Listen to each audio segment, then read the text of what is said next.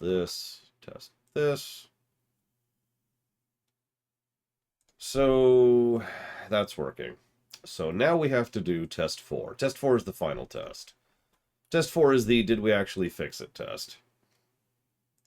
If test 4 fails, I'm out of ideas and we get to start fresh with brand new, from scratch, blank sheet of paper troubleshooting on a hard lock issue. And that's always fun.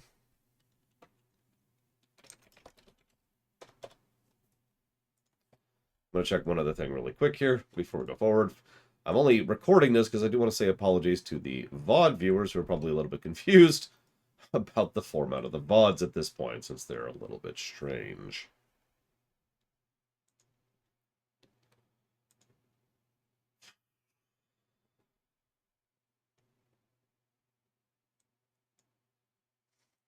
Give me one moment. I'm just checking one other thing really quick while I'm here.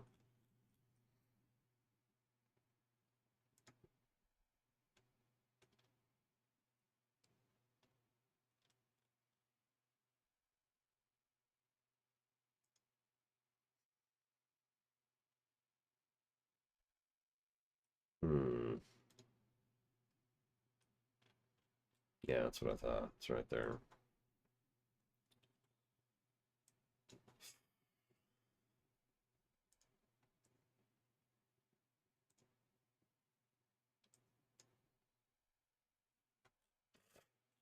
Really?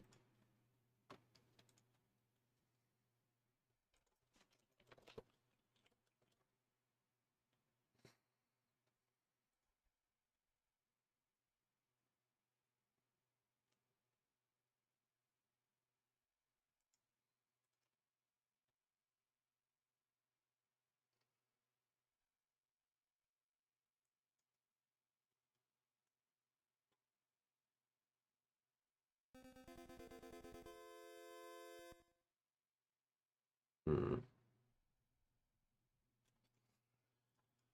Well, we'll have to come back to that, I'm afraid. For now, let's hope that that fixed it. That was a little more irritating to set up than I thought it would be, but, you know, whatever. Arrgh! You know what's funny, Random? Is at this point, I think that a Mother 3 run will get funded before Mother 3 will have a legal English release. And I mean that. And thank you, Random, very much. And Shadow Machine, if and when you're there, I kind of need you to tell me some stuff. But we'll get to that in a minute. Let's actually get the game back up and running. I'm pretty sure I don't actually need to run the game to test if it hard locks, because I don't think it's the game doing it. But nevertheless, let's get everything back into the state that it was before and see if we are going to crash again.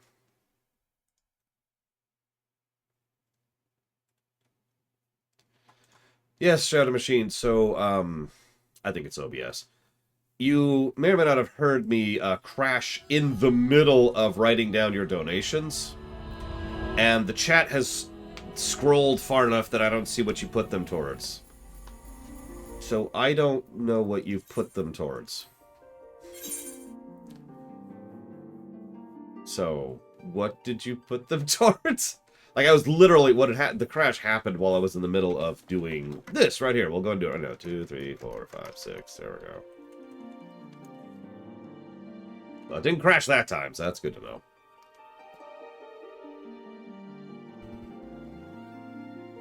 know. Thank you, Zed Slayer, as always.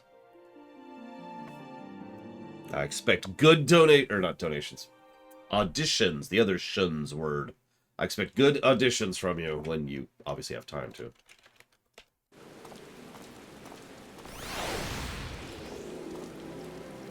I knew it! It was Rax's new coat! Okay, so that was Bad Batch. Book of Boba Fett.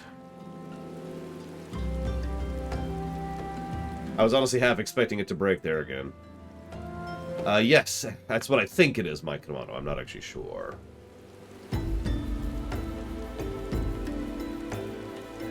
Maybe, ground calls.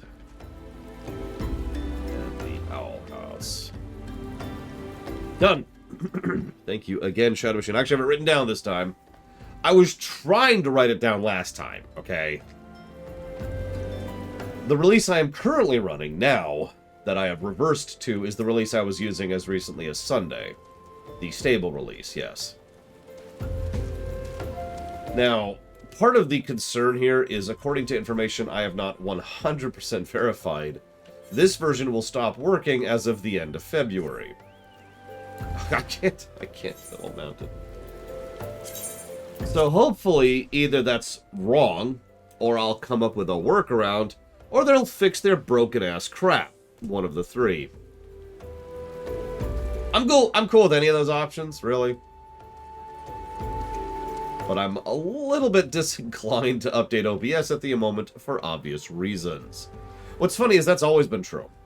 I generally skip updates to OBS if I can avoid it, because in my experience, and I am not joking or exaggerating about this, usually when I update OBS, it causes problems. It causes crashes or issues, or doesn't load things properly, or no longer pulls certain video you had a problem with. So I tend to be in the I'm not going to update category when it comes to OBS specifically.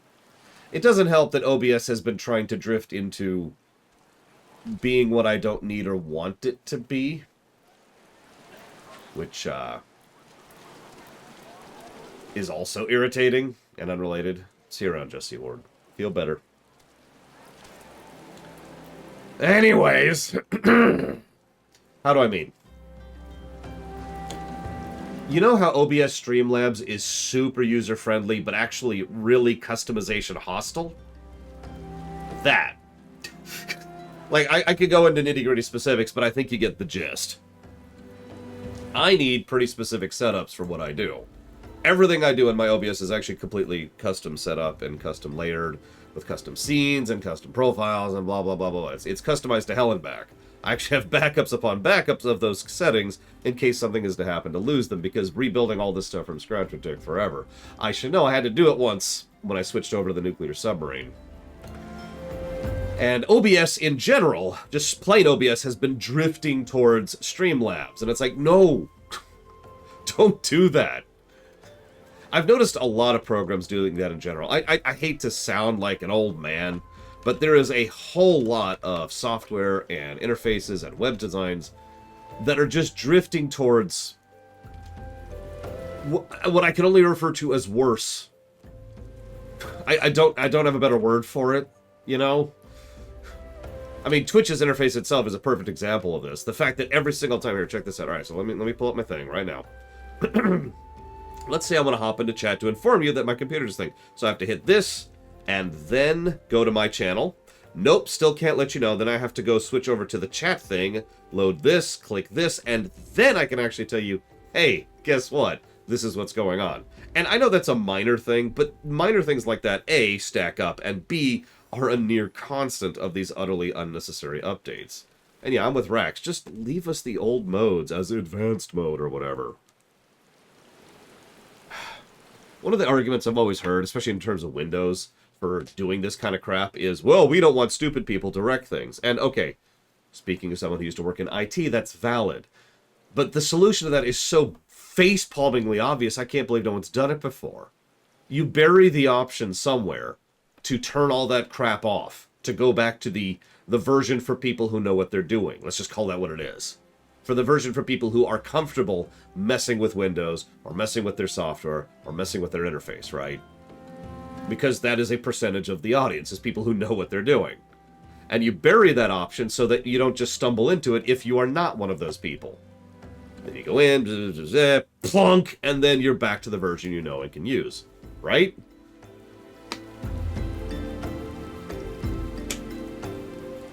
I'm sorry, this seems like such a duh answer. I can't believe companies don't use this.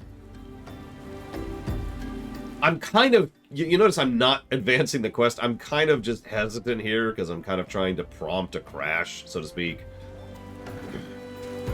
I guess, however, given last time it was... What was that? It was like a couple hours, I think. I'm not even sure how long it was because it doesn't record the time. Here, hang on, let's check this. How long was that? Yeah, exactly. Von Falkenstein. Here we go. So let's see. So that was... It was an hour. It took us an hour to crash last time, so that's whatever.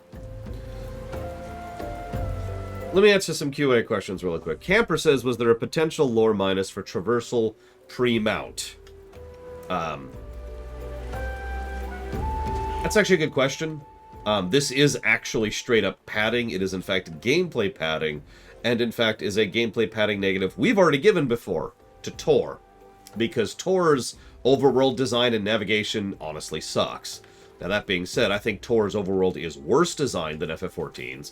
FF14's isn't terrible, but we have actually already seen, as of now, what it's like to get around without a flying mount and just on foot through several areas in ARR, because we did that on our 2 characters that didn't have mounts. Remember, we don't have a mount at this point still, so, you know, getting out of this area would involve doing this.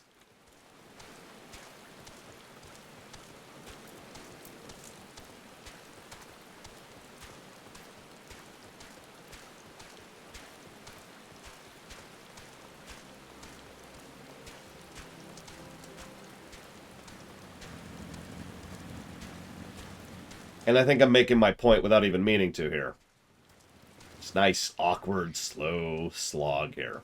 So again, oh yeah, I gotta sprint every time it's on cooldown. We're gonna rush over to this area. Like, you get the point. And now, I think FF14 gets a bit better about this in later expansions. And I don't think FF14 is as bad as several other MMOs I could mention with regards to dead air time in travel, because let's call it what it is. A lot of MMOs deliberately bake travel time into the seconds and minutes concept to make the game longer. But I do think ARR specifically should probably get 1 negative for seconds and minutes with regards to travel time. We'll see if we'll see if that's true in later expansions. I'm actually not sure, because by the time we hit Heaven's Word, we officially have the flying mount. Like, we're good, right? And we just go, and that's by design at that point. So, yeah.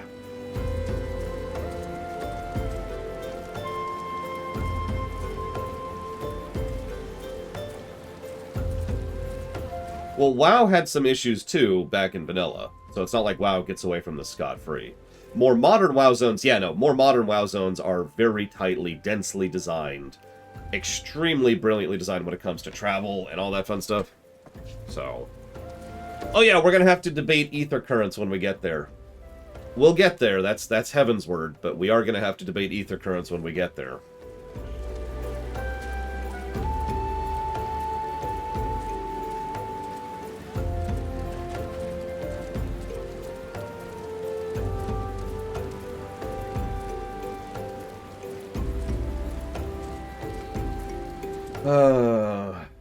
Okay. Thank you, Die Shrink, for the sub. If you happen to know what you'd like to put that towards, do please let me know. And by the way, probably the best time to discuss ether currents. We'll have to discuss it in Heaven's Word, obviously. But we will actually be doing ether currents in Endwalker, because I don't have them, because I haven't done Endwalker. So we'll actually be able to show that off on camera and see how terrible it is. Or good, or in between, or whatever. You know, we'll figure it out. Okay, so that's a good question. Umbral Magna says, what starting city-state would I recommend for new players and why? Ul'dah, absolutely. Ul'dah has the better quest design, barely, but far more to the point, Ul'dah has a substantially more interesting story and a more relevant story. Ul'dah's story is literally tied into the MSQ at multiple points, and you end up coming around. You'll notice we're here in Ul'dah right now. So I absolutely recommend Ul'dah to start.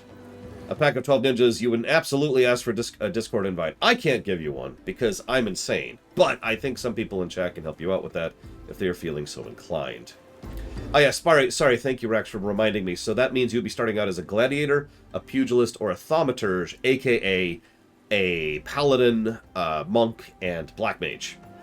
Now, monk and paladin are actually both pretty decent classes. I've already showed off paladin a little bit. You know, you got this setup. It's pretty cool. Sword and board. You've got a range thing. You've got an AoE pretty early on, which is not that one. You should get this one. It's cool. I'm with it. Monk, I hated until quite literally this expansion. But as of this expansion, I'm actually rather fond of Monk. It does some good stuff. I can't show off most of it without a target. But the way Monk ends up working, and I'm not sure what level it starts off here, is you have 3 combos. You've got your single target combo, you've got your single target buff combo, and you've got your AoE combo. To try and explain this a little bit, imagine your combo is steps 1, 2, 3, and 4, okay? So you can bounce between single target buff, AoE, single target buff, AoE, single target buff, single target buff, AoE, AoE, AoE, AoE. Doesn't matter. Because each of these 3 combos all actually serves the same slot in the one combo that you actually have. Does that make sense? So you can weave between your 3 combos at will. It's actually really awesome. I love the way they've designed this. That's ignoring the really cool stuff they've got, like, you know, you got the meditation thing, which builds up your chakra, so you can do the big hits.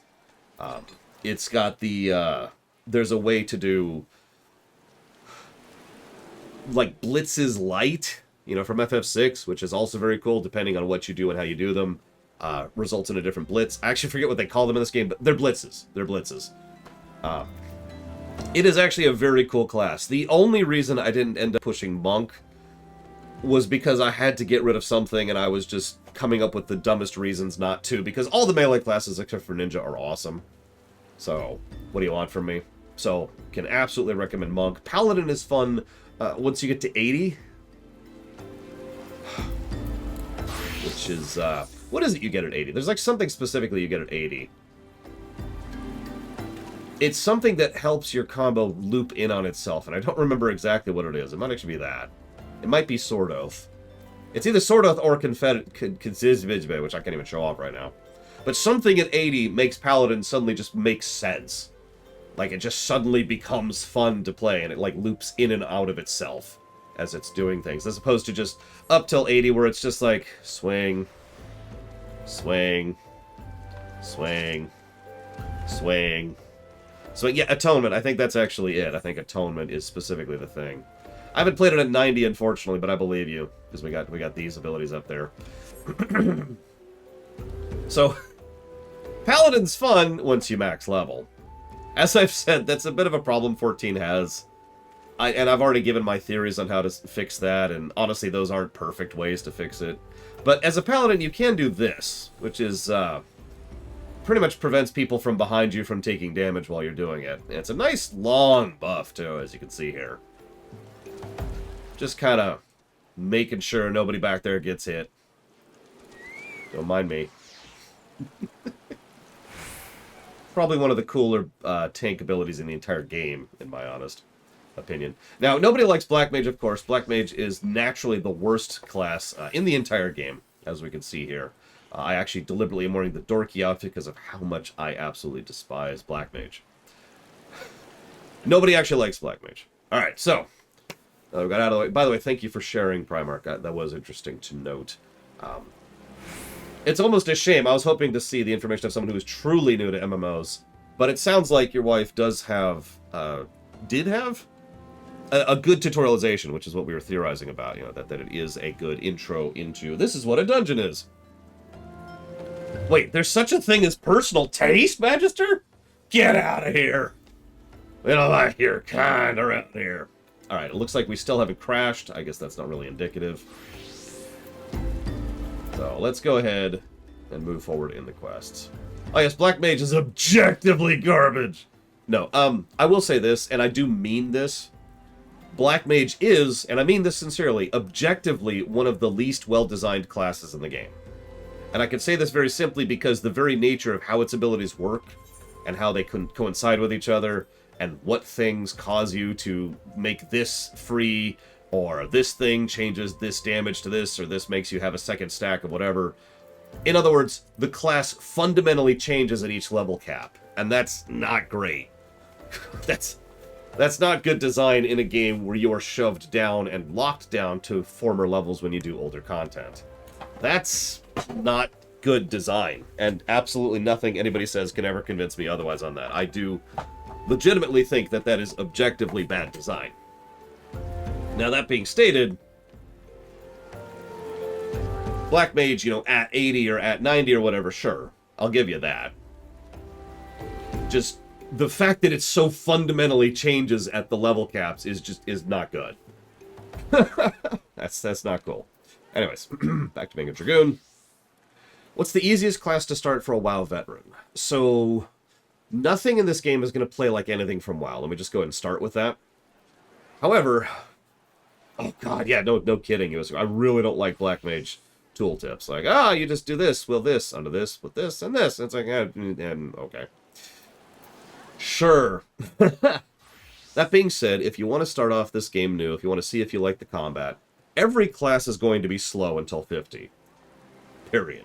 There's no getting around that. I would recommend trying out either a tank class, doesn't matter which, or one of the DPS classes, again, doesn't really matter which, in order to really see what you like about it. Again, I've already recommended Ul'dah, so Monk is not a bad start. That's Pugilist, is not a bad way to start. If you want to start mobile ranged, that would be Dancer, 100%.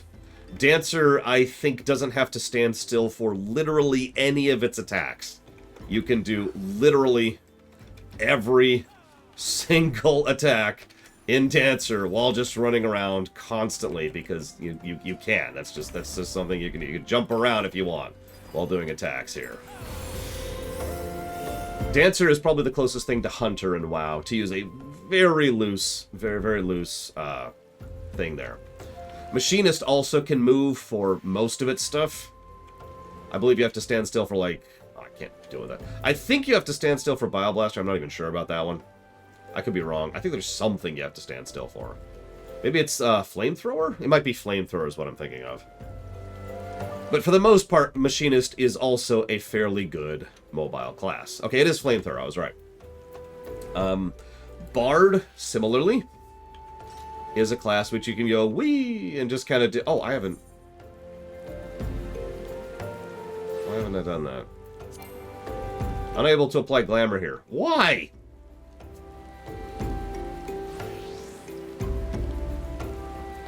Closest to WoW Balance Druid is Black Mage. To be in the main city. Why? Oh my god, this game. Okay, whatever. Doesn't even matter. Doesn't even matter. Don't care that much. Point being, Bard is also fairly mobile. I think I'm not the expert on this one, but I do believe there's like one of the buffs you have to stand still for, but that's like it. I do agree that Black Mage is bad. I've stated by that. But those are all good ranged mobile things. I'm going to take your word on that, USN Corp, even though you've already been provably wrong with regards to Machinist. But, because we all know you're just secretly lying to me. I know it. I can't even jump on the fire. I actually don't care for Bard. I don't not care for it. I just don't care for it. This is probably the class I am the most neutral on. I will admit part of my problem with Bard was most of my experience with it was at 50, and honestly, Bard at 50 is boring as sin. But then again, a lot of classes are very, very boring at 50. At 80, there's certainly a lot more to do, and it's a lot more interesting, so I'll give you that. And yeah, speaking of which, Machinist, I don't know. I want to like Machinist. I just don't. And I don't really have a good reason why. It's like, okay, dude. I think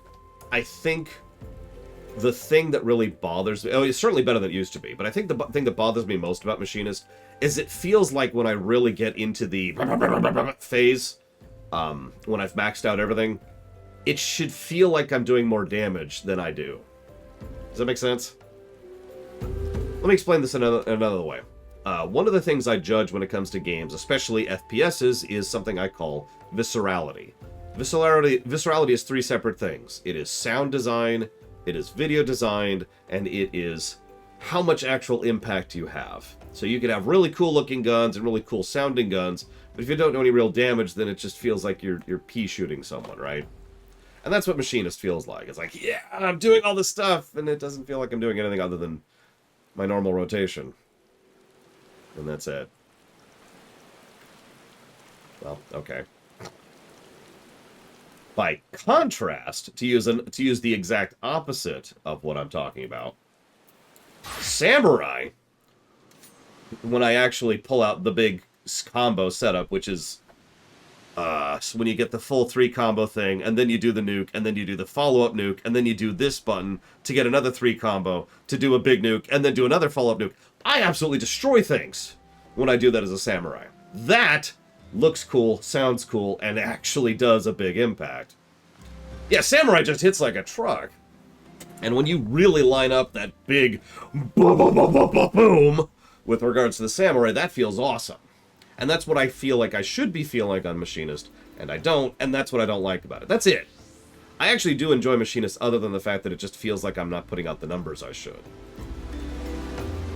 Don't worry, I'll show off the boom later with Samurai. We'll have to get there because obviously I can only do that at 80 or 90 or whatever level I am right now. 86 apparently. Other than that, all of the melee classes are fun.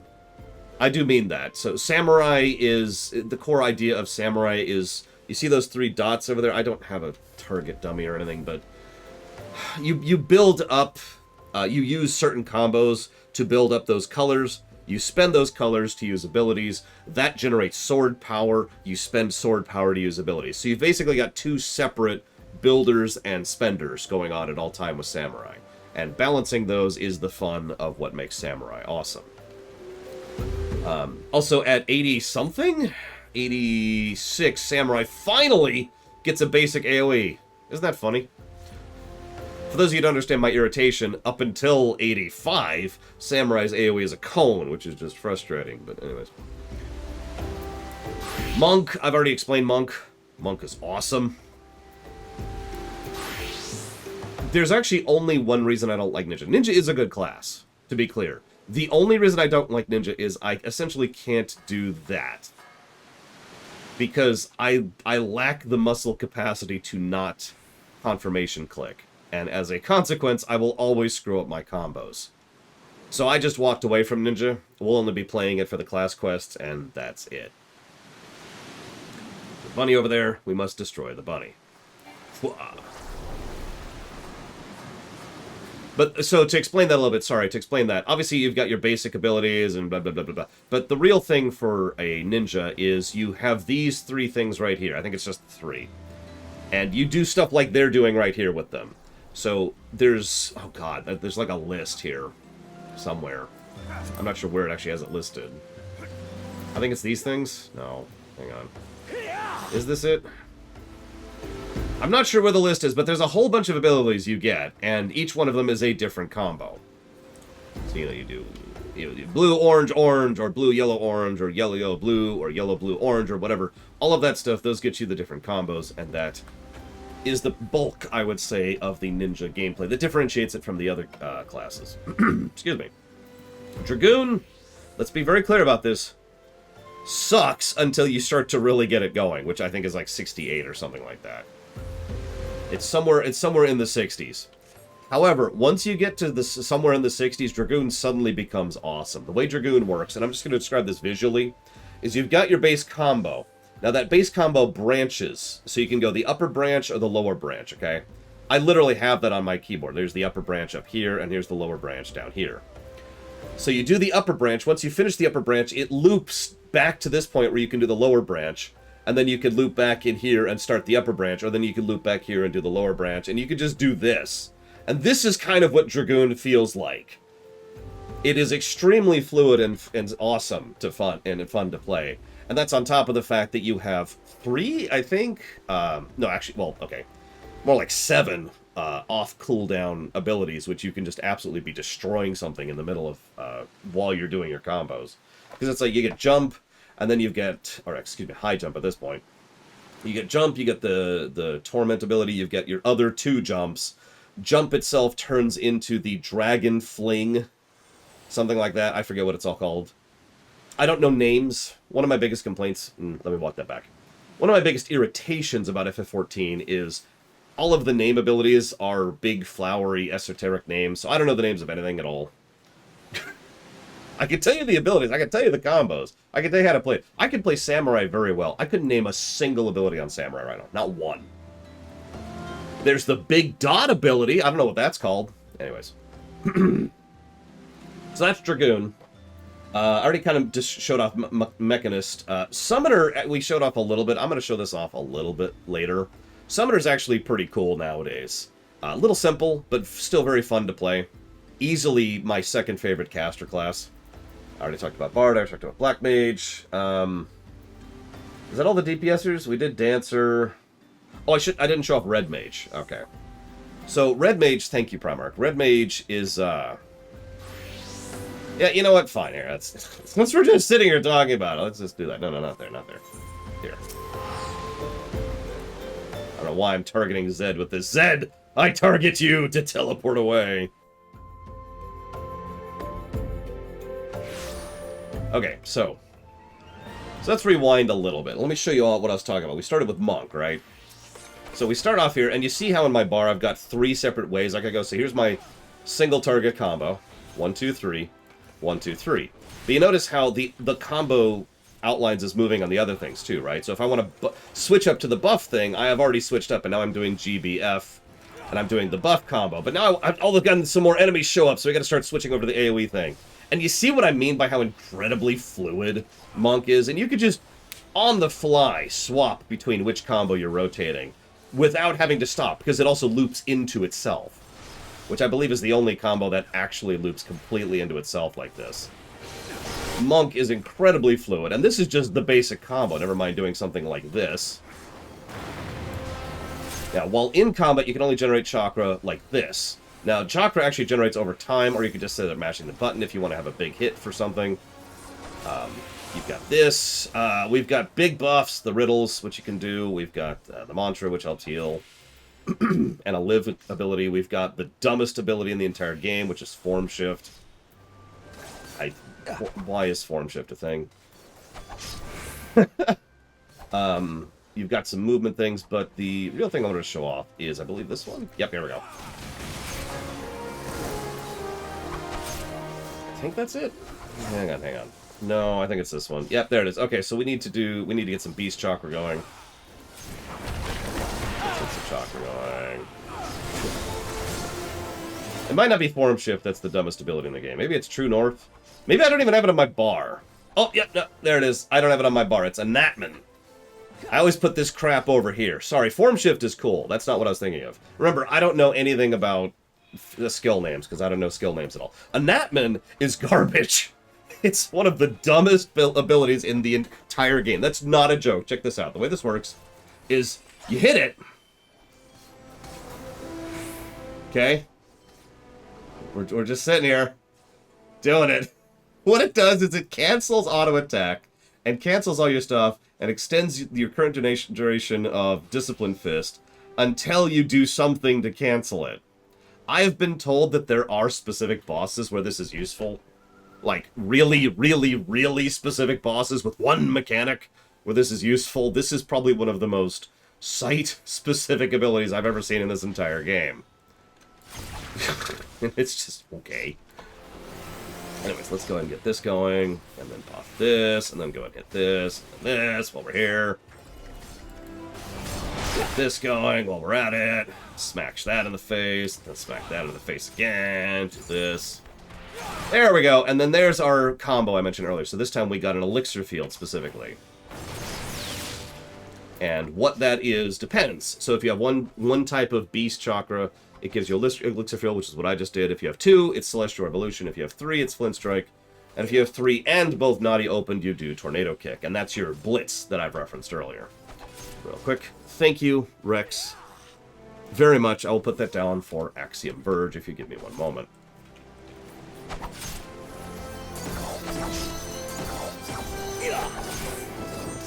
So, Monk is super awesome.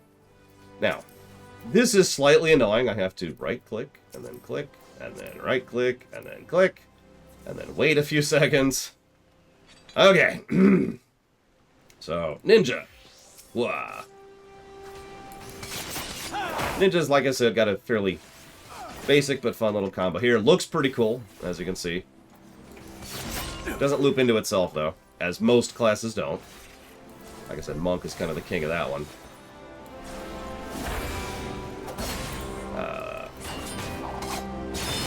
So let's do... I don't even think I have it on my bar, do I?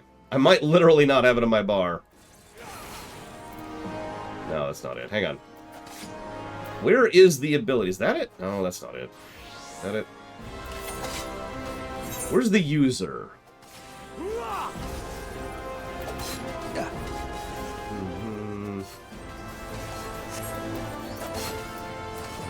Is that it? No, that's not it. You can tell I'm very versed in ninja because I literally don't even have my bar set up. Where's the thing that uses it? Uses the combo.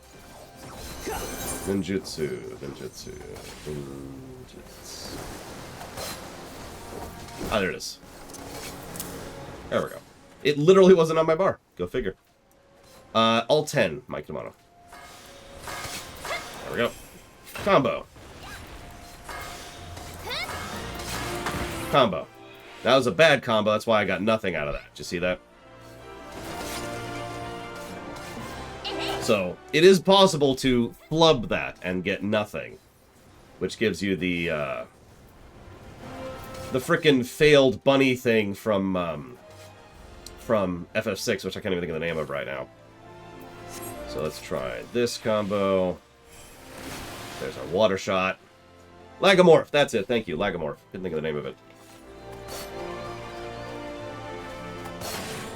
Obviously, like I said, I don't prefer this because I confirmation click, which means I constantly get Lagomorphs. Because you can't double up. That's actually exactly why that happened. Well, to give you an idea right now, I have 1, 2, 3, 4, 5. Hang on, 1, 2, 3, 4, 5, 6, 7, 8. I have 9 bars on my screen right now, Mike D'Amato, to give you an idea of what that's like. The only bar I don't have on my screen is my miscellaneous bar, which is actually 10, which I leave for healers, specifically. That's it. Dragoons! I already talked about this. Let's just go ahead and start this. We'll go and do low first.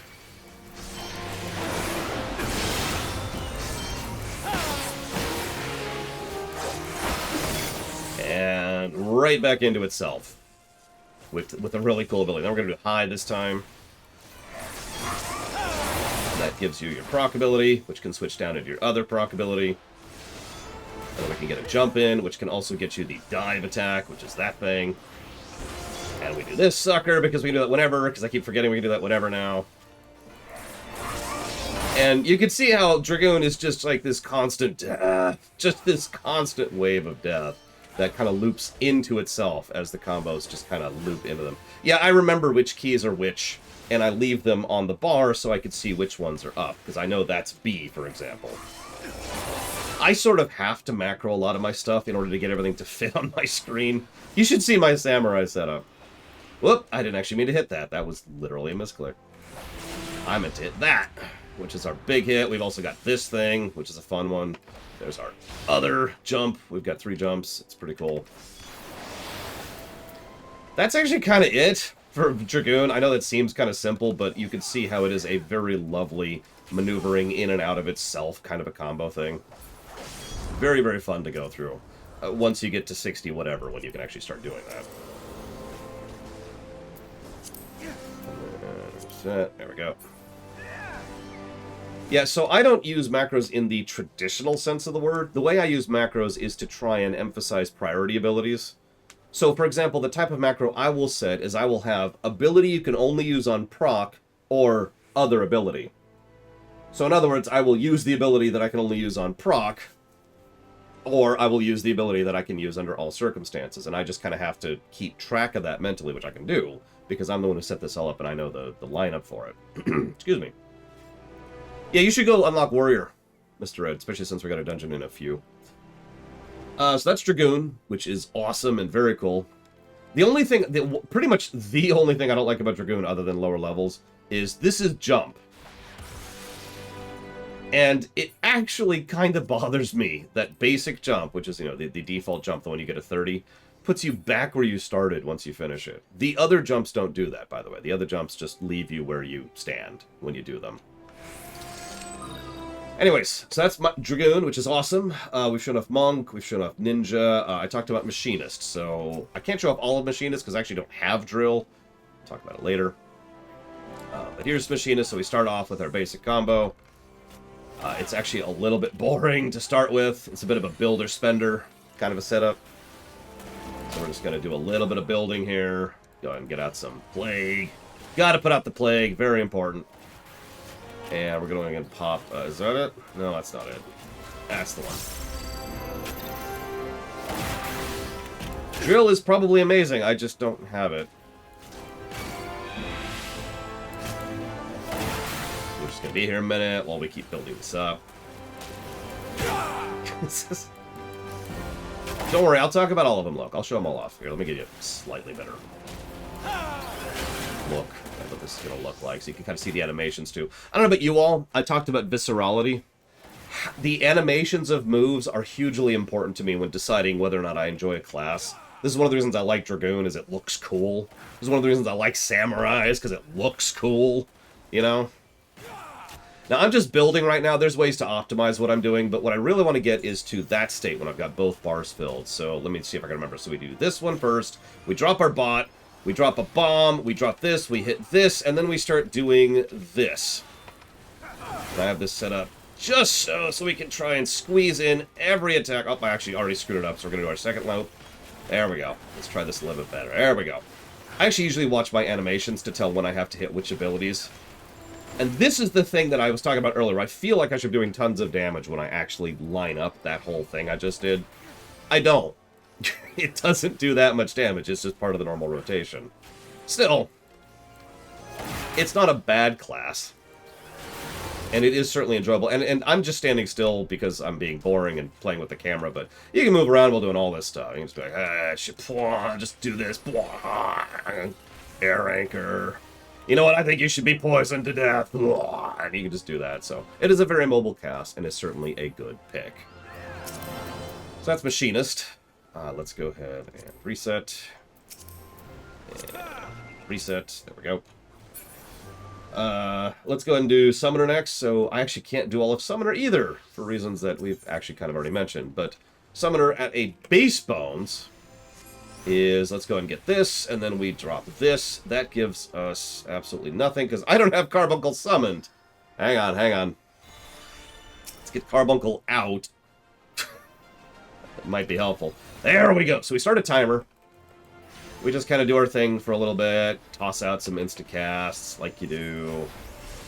Get some pain flares going on while we got these seconds doing. Just kind of hanging out. And once that timer finishes, we get Ruby, Topaz, and Emerald. So we're going to go ahead and pop Ruby first. That summons out Ifrit, who immediately does an attack. And then we get this sucker for 2 casts. You can actually see the number up there and there. We actually get 2 casts of that mega thing. And then we're going to go ahead and switch to, I believe, Topaz next. Yep. Topaz is like, Bagong, big ol' AoE. That gives you 4 casts of this instant cast, by the way. So this is a nice mobility kind of a thing. And then we pull out Garuda for our last one. And Garuda also gives you insta-casts. Much quicker global cooldown return on that. You see how fast that's coming back? And then we go back to our normal rotation, and we're back to default. Now, there are steps in here I'm missing because I literally don't have Bahamut. But otherwise, that is the gist of how a Summoner plays. Summoner is based... Summoner and Scholar are both based off of Arcanist, I think? I can double-check that. Yep, Arcanist. I'm right. So that's kind of how Summoner plays. This is the new version after Endwalker. It is a lot more fun. I do like how it does it. If you're noticing, I did it in a specific order. That's because I have it set up in that order because that, that's just my preference. But you don't have to summon Ifrit, then Titan, and then Garuda, which is the order I have them down here. You can do it in whatever order you want to. You could start with Garuda if you want the instant cast, or you could start with Ifrit if you want to do the big hits or whatever. And you could change that up on the fly if you want to, which is also why I have these on the bar. If I am in the middle of a fight, it's like, oh shoot, I need a big hit, Bwong! And we pull out Ifrit, right? So that's very cool. It's worth noting that Summoner isn't really a pet class. I know that sounds strange, but it's not. Summoner is more like looping between elements, is how I would think of it. It's more of the elemental mage. Imagine playing Arcane, Fire, Frost kind of at the same time in WoW, and you've got a bit of the idea. So that's Summoner. Bard. So this one I know the least about. Feel free to inform me of how stupid I am here. Let's see. So we got our big hit.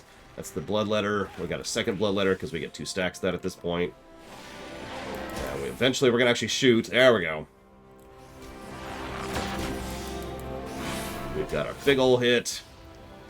We've got whatever this is. That's the Jaws, right? And then we got that, which is their Sidewinder, and that's our big...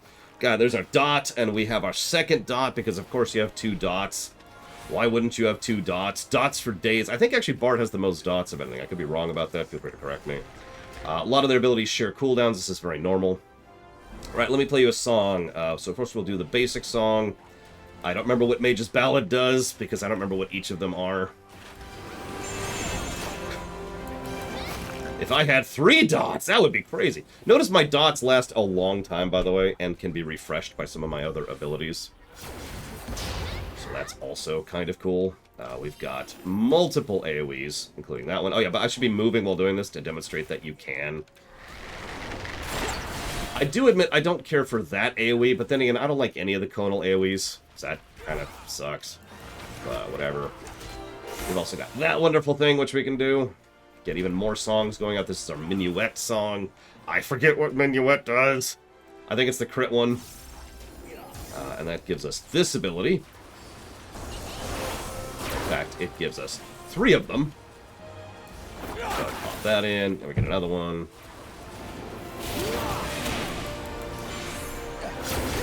There's just all sorts of stuff going on all the time. If you want to play a daughter who is also a buffer who can move, that's kind of Bard. Like I said, I don't dislike it. It just never really sang for me in the way that some other classes do. Yeah, Bard's some good stuff. You'll notice all of the classes we've covered so far are good. So let's go ahead and break that streak and talk about Black Mage.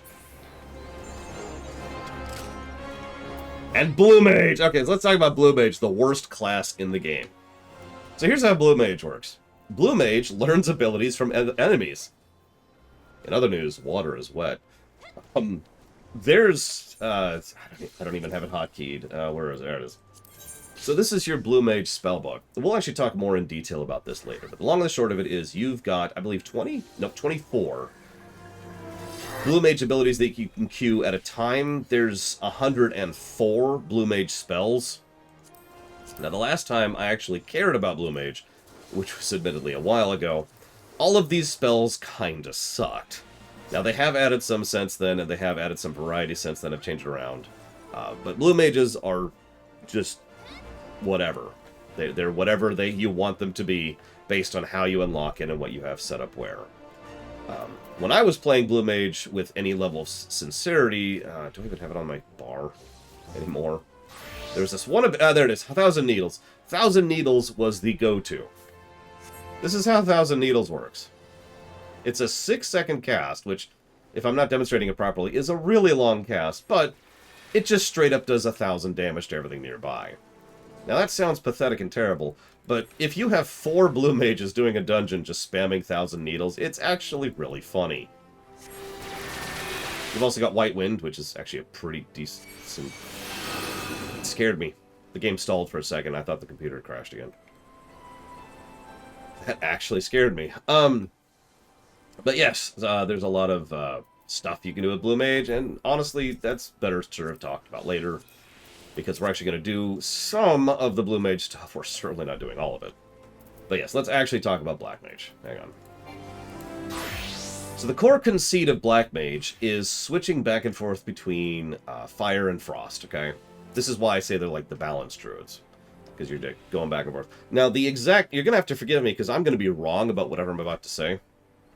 But Black Mage changes how it goes back and forth between frost and fire, depending on what level you are.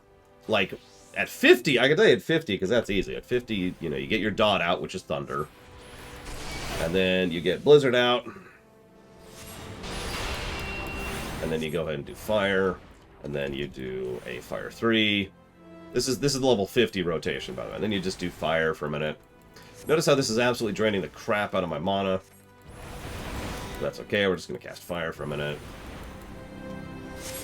Switch over to Blizzard. We're going to get our mana back with a second Blizzard.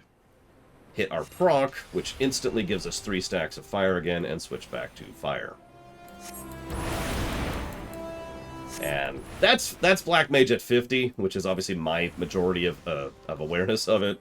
It's not great. Now, at later levels, you gain some other abilities which actually help to flesh it out a little bit. So let's talk about some of those. So, you notice we have a proc up, which is good. Whoops, I just should have... I meant to use it there. That's on me. Sorry, hang on. So let's get to full 3. We're going to go and nuke some stuff until we have very little mana left. Just going to get this as far down as we can here. Let me zoom out a little bit so you can see what we're about to do. Looks like that's it. So then we go ahead and toss out a flare. And... Nice. Oh, right, we don't have any polyglots. Right. So then you flare. Then we go on Blizzard in order to get some mana back. We'll switch back over to fire, and that's kind of all I got. So we also have triple cast. Now, triple cast is exactly what it sounds like. You get 2 charges of triple cast, and for 15 seconds, your next 3 spells require no cast time. I have heard differing accounts of what's best to use this for, but the most common one that I usually adhere to is the idea of you use one of your triple casts to get into it, to get your combo really going and to get your 3-stack going. Use the other one to immediately switch out of it. Or switch through it. Sorry, I'm saying that wrong. Switch through it. So, like, you know, right now, rather than trying to build up a combo like this, I just go and pop a triple cast, immediately get going like this, right? And then just get right into it. Bam. And I've got 3 fire stacks, and I'm ready to start my standard fire spam. And then I can also do another one here. But one of the other things I hear is a good use for this is for pulling out of the combo by making Flare instant cast, and then switching immediately to ice, and then getting a 3rd ice, and then using the proc on fire to switch to 3 fire, and then you're right back into your combo. So both of these are valid, and both of these work, obviously. But yeah, triple cast is a little bit of a game changer because it gives you more malleability, and Black Mage spells are kind of big, sloggy, slow spells to begin with. That's the idea, you're a Black Mage. Remember, these rotations change based on levels, and I don't even have the thing you put on the ley lines, and I don't have polyglots, so I can't even show all the class right now. Like, I can't show off Xenoglossy, I can't show off Foul right now. I literally can't even drop my ley line. I can't move my ley lines, so that's as much as Black Mage as I can show off for right now. Where was I? So, let's move forward a little bit. So I've already shown off this and this and this. Let's talk about Samurai. Yeah, there's your ley line, by the way. That's what that looks like. That's a good question, Rex. I actually don't know. We are going to be reviewing the classes. I'm mostly giving this for the viewer's sake. And I'm also, admittedly, kind of burning time hoping for a crash or a non-crash, depending on how that lines up. We've already been streaming for 53 minutes, so there's a couple of ways to play Samurai. We're going to play casual. We're going to go and do the usual, so we get to that. You notice how we've highlighted one of our symbols. We go and pop Higabana, whatever the name of that is. That gives us a minute dot. We can also then do this and repeat Higabana. Don't do that. That's a waste of everything. What you actually want to do is you want to build up. So the top combo is a side. Like I said, these are the only positionals I know. The bottom combo is an aft. That's also that one. Let me do this. That's strange. There we go. Sorry. Wrong button. That's on me. So then we hit this to make this big hit, do a lot of damage, and then we repeat it, and then we do this to do this, and then we get this in.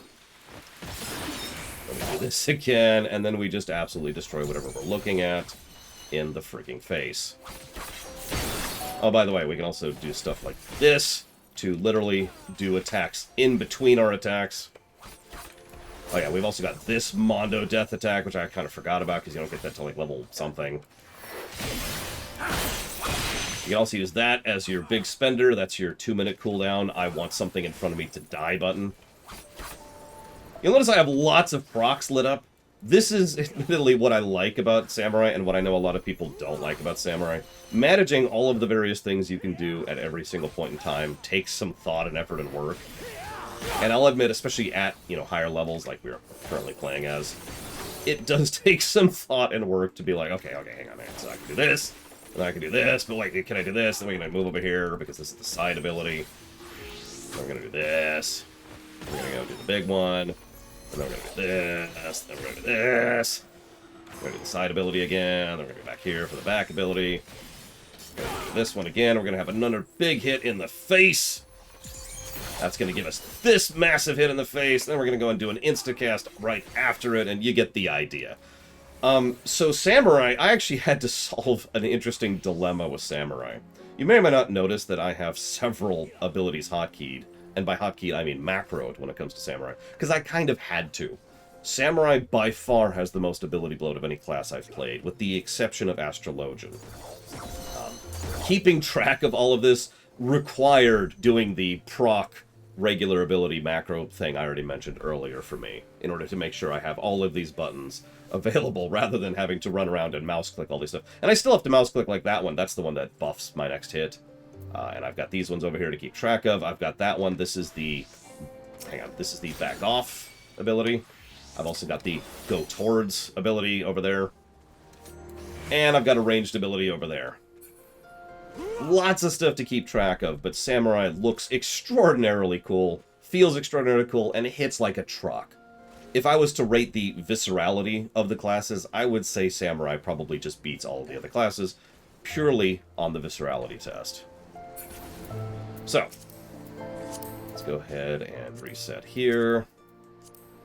Reset here. Okay, so that's Samurai. Now, I've kind of talked about Reaper before, but let's go ahead and make sure we're in the right gear, which we are. Okay, perfect, cool. So, Reaper, I don't know how to explain. Reaper is two sides of a coin constantly. So let's just show this off a little bit. So, actually, what you should do is you should start with this. This is probably the worst part about Reaper, is you have to maintain that debuff in order to be doing decent damage. Then you got a fairly basic 1-2-3 combo. Nothing fancy. Your 1-2-3 generates 30 resource, whatever that's actually called. I don't know. I don't know the names of anything. Don't look at me. Now that unlocks several procs. Let's show off what the AoE looks like just really quick, because that actually won't take long. Whoops, that's actually a misclick. Whatever. I can make that work. Hang on. So then we're gonna do this. We're just gonna make it work. We're gonna do this. Then we're gonna do this. And then we're gonna do this again. Hang on. Nope. I can still make it work, because then we do this and this. You can weave in and out of Reaper a lot, like I just did. I actually did my combo wrong there, but I still was able to recover because you have so many abilities which generate Reaper power, the bar over there on the right, and effectively just do that, just generate Reaper power. Now, that's getting a little bit low, so let's just refresh the buff. You can also do the AoE one. It's actually the same buff. But the general idea of what you want to do here is when I say the two halves, Reaper is kind of trying to do one thing and the other, and it's not like Dragoon, where it's literally a whole combo and then another combo that loops into each other. It's more like you build up and then you fork one way and then you fork the other way. So you see these two abilities here. These are your executes. So you use Unveiled Giblet. That's Plong. That lets you use the first one. Then you realize you're one low, so you hit that. That's also off clippable. And then you switch to the other one. You always want to be bouncing back and forth between these, because then you can do stuff like this, and then you can switch back to the other one. And you just kind of keep this rolling. You just kind of keep it rolling. That's Reaper. It's just, imagine that you are a giant spinning saw blade, and that's kind of Reaper in a nutshell. And again, with regards to viscerality, as you can see, Reaper does look pretty cool. It's also got its big hit right there, which does actually serve as giving you both sides of the fork every time you hit it. That's on a minute cooldown. You can also turn into a Reaper, which I'm actually going to have to wait 50 seconds to show off. So we're just going to go ahead and build some stuff while we're waiting. As I mentioned, you have multiple builders. Obviously, there's your basic abilities. Both my G and my W, so that's my large AoE or my large single target, both generate 50 ability themselves. And we're just going to sit here for another 30 seconds. We're going to drink some water. That's what we're going to do. Let's do it. Yeah, Reaper is just a saw blade. That's Reaper. This is another big viscerality class. Honestly, most of the classes have pretty good viscerality at this point. So,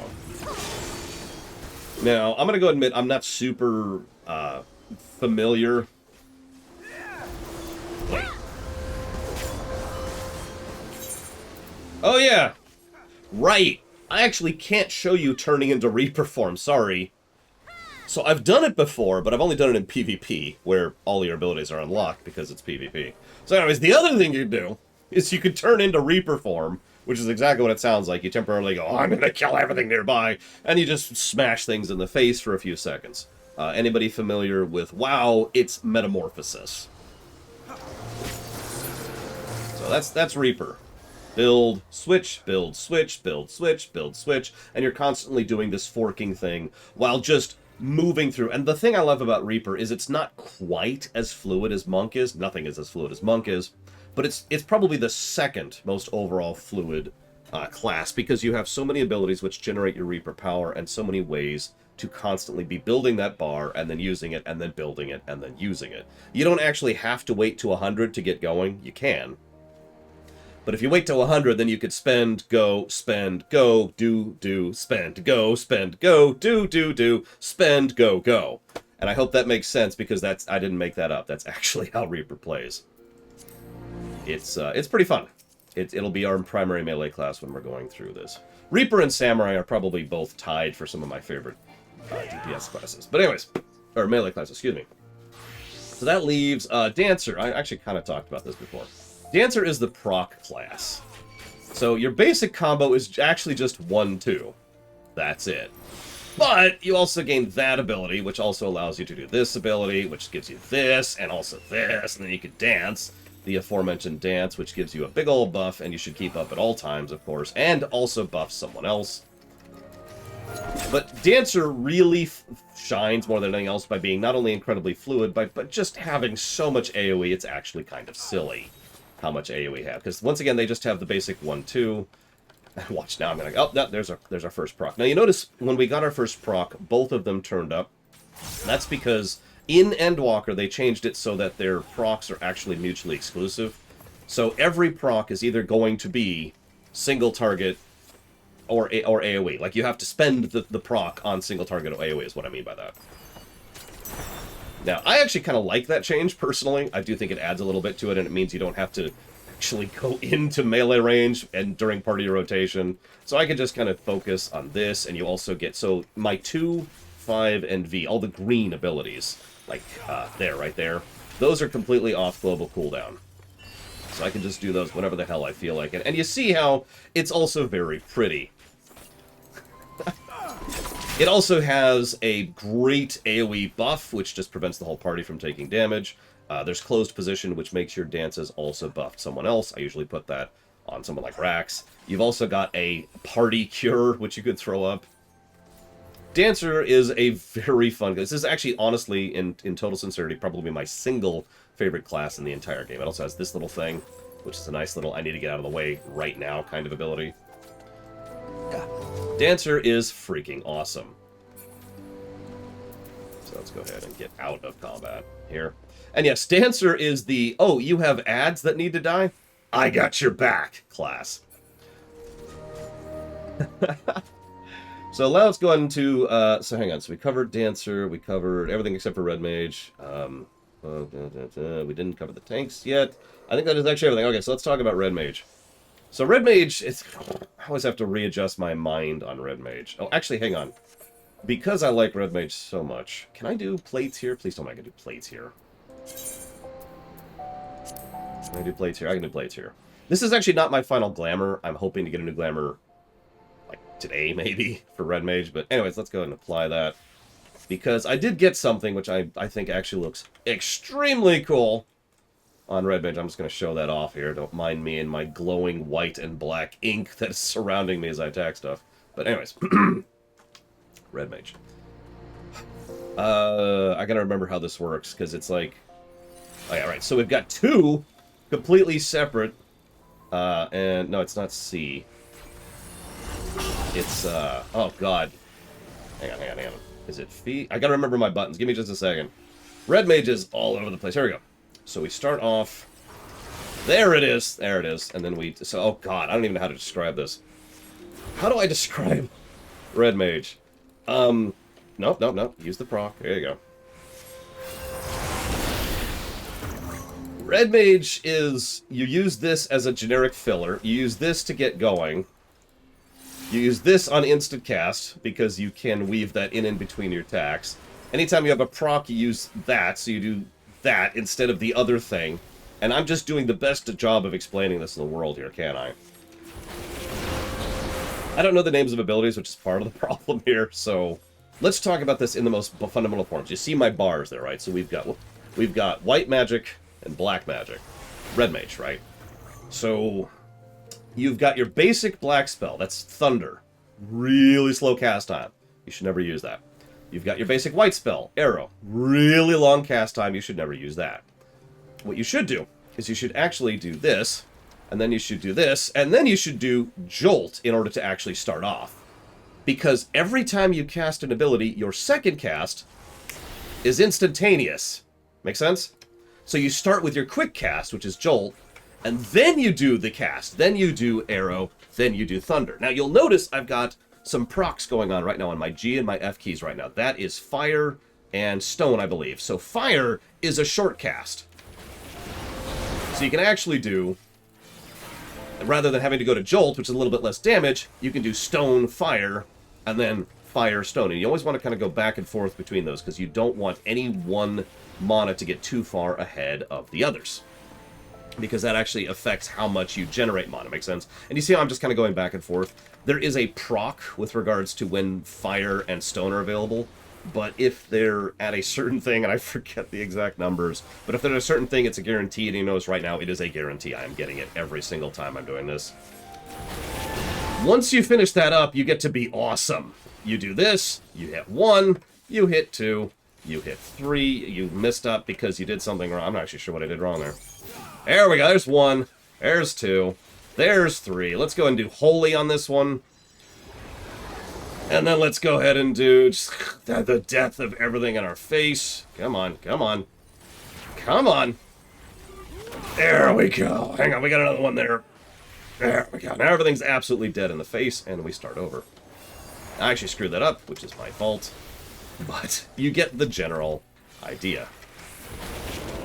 This is Red Mage. Red Mage is the ultimate builder-spender. And it is beautiful once you actually get into the flow of it. This is my personal favorite mage class, by the way. And yes, acceleration does work a little bit differently now. They just changed that, which is kind of... But either way, what we have now is... So let me show this off a little bit better than last time. So you're over here, you're casting because you're a mage. You hit this button to rush up. Hit that button. Hit that button. That button. Get your full combo off. Let's do Flare this time because we like to mix it up a little bit. And then we do... I believe Scorch or Death or something. I don't remember what all the abilities are called. And then we do the other one, which is just Resolution. And then we can go ahead and back right back off and get back into our combo. That's Red Mage in a nutshell. And you notice how quickly we've already gone back through it, through the whole loop. Sounds mate. I did a terrible job of explaining that, but Red Mage takes some getting used to because it is its own thing. You can see why I have the black and white weapon, the Bianca weapon on Red Mage now. But Red Mage is just really, really, really fun. This is by far my favorite mage class, like I said. Yeah, it literally sounds more complicated than it is. You've got your generic builder, that's Jolt, right? You should never... Jolt is your filler. Think of it like a priority list. You use Jolt if everything else is off. No procs, no abilities. So Jolt is the filler ability. Use Jolt. Hang on, that's not Jolt. That's not Jolt. That's Jolt. To get yourself started, use that ability. You get a proc, so you use your proc ability in order to get... Come on. In order to get yourself started. Use your other proc ability to get yourself started. You've got enough to do it. You only need 50 nowadays, which is an awesome change, by the way. In order to do your full combo, 1, 2, 3 melee. We'll do white this time. You use your combo for that, you use your combo for that, back off, and you get right back into it. It's lovely, and I love it. It also has a lot of maneuverability as a result of having both a charge and a back off. Also, Red Mage has two other things I haven't even talked about. Red Mage is the best reser in the game. I can't demonstrate this literally, but remember what I talked about. You do the cast, and then your next cast is instant. Red Mages have a res. They get it at 64, so they don't have it early on. But Red Mage is pretty much the perfect, oh crap, get up, get up, get up ability. Now that does absolutely tank their mana, which is actually one of the reasons why I have that Lucid Dreaming over on that button, so I can hit it when I need it. But they also have Swift Cast like everyone does, but you know, it just be like, alright, oh shoot, I need to res someone. Instacast res! Or, consequently, you can also do an Instacast heal, because they also have a heal. Yeah, someone die real quick. Oh, Rax died. Perfect. Thank you. So you can also do, if you wanted to, you can do heal, and then just instant. Thank you, Rax, for your selfless thing. Red Mage, I'm sorry for gushing. My enthusiasm is probably awesome. Red Mage is a very, very fun class that has utility. It has good utility. It has some decent party buffs. And it's so much fun when you actually get everything lining up and going perfectly. Red Mage will be our primary mage class for this run, consequently, when we get into higher level stuff. Which is why I hope to get a new outfit for it in Alexander. But anyways, so, that's why I was holding off on Red Mage. I kind of wanted to wait on that for a little bit. Yeah, it was really close for me between Red Mage... Oh, can I finally res you? Holy crap. Hang on, let me get this. I could have actually done this, but whatever. Up you get! And yeah, I've also got Magic Barrier, which reduces magic damage specifically. Do keep that in mind. Between self and nearby party members by 10%, while also increasing HP recovery by 5% for 10 seconds. Magic Barrier is a great oh crap party buff. Most classes get at least one AoE party buff or party mitigator or something like that. Magic Barrier is a really good one. I am rather fond of it. There's also Embolden. Increases your magic damage by 5%, and damage dealt by nearby party members also by 5%. By the way, that is a 2-minute cooldown, and Magic Barrier is also a 2-minute cooldown. Most cooldowns in this game don't go above 2 minutes. I think there's like a couple of exceptions to that. So 2 minutes are the big cooldowns, and everything else is around the 90-second to 60-second range. That's another variance from WoW, where WoW likes to use the 5-minute cooldown and the 3-minute cooldown and so forth and so on format. Okay. That's Red Mage. Let's switch to healers really quick. I need someone in my party. Just you here. There we go. I was gonna say, I know there's like at least one ability that goes over 2 minutes. I can't even think of it off the top of my head. So let's talk about the worst healer in the game, which is Scholar, of course. I'm joking. I am. But I will also admit, I just don't enjoy Scholar. It is actually it's a good heal. It's a good healing class. So you got your basic. Every healer has a basic. Every healer has a bigger heal. In this case, the bigger heal is actually a bubble for Scholar, because that's Scholar. Scholar is bubbles! Bubbles! Bubbles! Bubbles! Bubbles! You will have so many bubbles. Have more bubbles. Have more bubbles. Bubbles! And that's Scholar in a nutshell. I'm sorry, I just kind of ran through that a little bit quickly. But that is Scholar. That is Scholar in a nutshell. It is there to try and prevent you from ever taking damage at all. It is preventative healing. You can see that yellow bar in the upper left there, over the health. That's actually the bubble. And I've still got one of the bubbles up. You do have to manage your... I don't remember what it's called. Ether bar, whatever this is. The thing in the upper right a little bit. But yeah, it's very much mitigation healer. You can do a couple things with your pet. Your pet will also auto-heal, which is actually really useful in trash situations. You're honestly, most of the time, in most dungeons that I've done, even harder dungeons, your pet can do a perfectly good job of healing by themselves, and you can spend your time on the 10 bar, 10 bar. I told you I set up a bar specifically for healers. This is where I have all my DPS stuff on this. Oh god, I should have made that a Finding Nemo reference, but I didn't do that on purpose, no. Where you just kind of stand here. They have a okay, well, okay, so both Scholar and Sage's AoEs kind of suck. They are PB AoEs, which means point-blank AoEs. You have to cast them around. So you have to run up into the group to really properly AoE, and then you're going to back up to do this kind of stuff. This. And that's honestly kind of it. I don't actually have much else to say about Scholar. It's not a bad class, I just don't enjoy it personally. That's really what it boils down to. It's fun enough, but Reset. Now, Astrologian. It's just, I'm trying to get out of combat here. Give me a second. It's gonna take me a minute. Because oh Jesus Christ. All right, hang on. Let me. It's this. I got another option. There's another thing I can do here. Let me go ahead and reset on this guy. Let me reset on this guy, and that should do it. There we go. Okay. So, Astrologian, in a moment. First of all, I just want to show off my lovely relic again. I just absolutely love this relic so much. Worth it. We'll talk about the Heavensward relic when we get to the Heavensward part of the review. So, Astrologian. The best way I could describe Astrologian is I want you to imagine that someone just said, you know what, here, and just took a giant bucket full of abilities and dumps it on your face. That's Astrologian. There are so many buttons on Astrologian, I quite literally could not fit them all into one bar. I had to split them up into two. They're all over the place. But let's go ahead and talk about what we've got. So obviously you've got your basic thing, the thing that they're most known for, which is putting cards on someone. There is an optimal way to do the cards. I'm going to be 100% honest. I don't remember it right now because they've changed it twice on me, so it's whatever.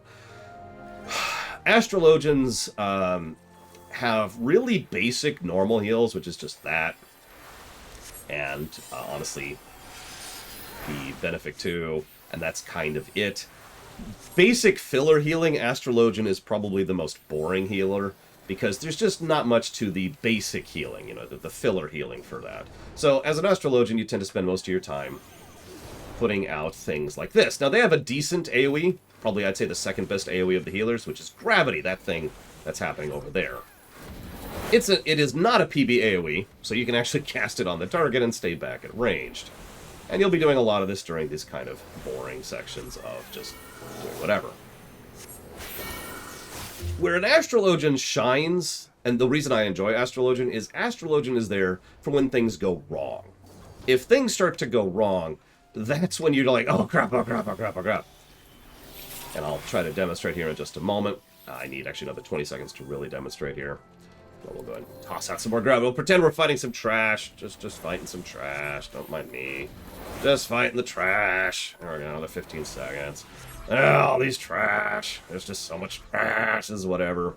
I suppose we could do this really quick. I don't think that actually counts for anything. Let's go and pop that. Nope, didn't count. I didn't think so. Yeah, Astrologian optimally needs a bit of a pre-pull timer. Here we go. So let's go and get this card. All right, so then we pull our last card. We pull out Astrodyne, and then, oh my god, everyone's dying. So we can do this. Now we have to channel this. But this is a everyone stop taking damage for a minute button.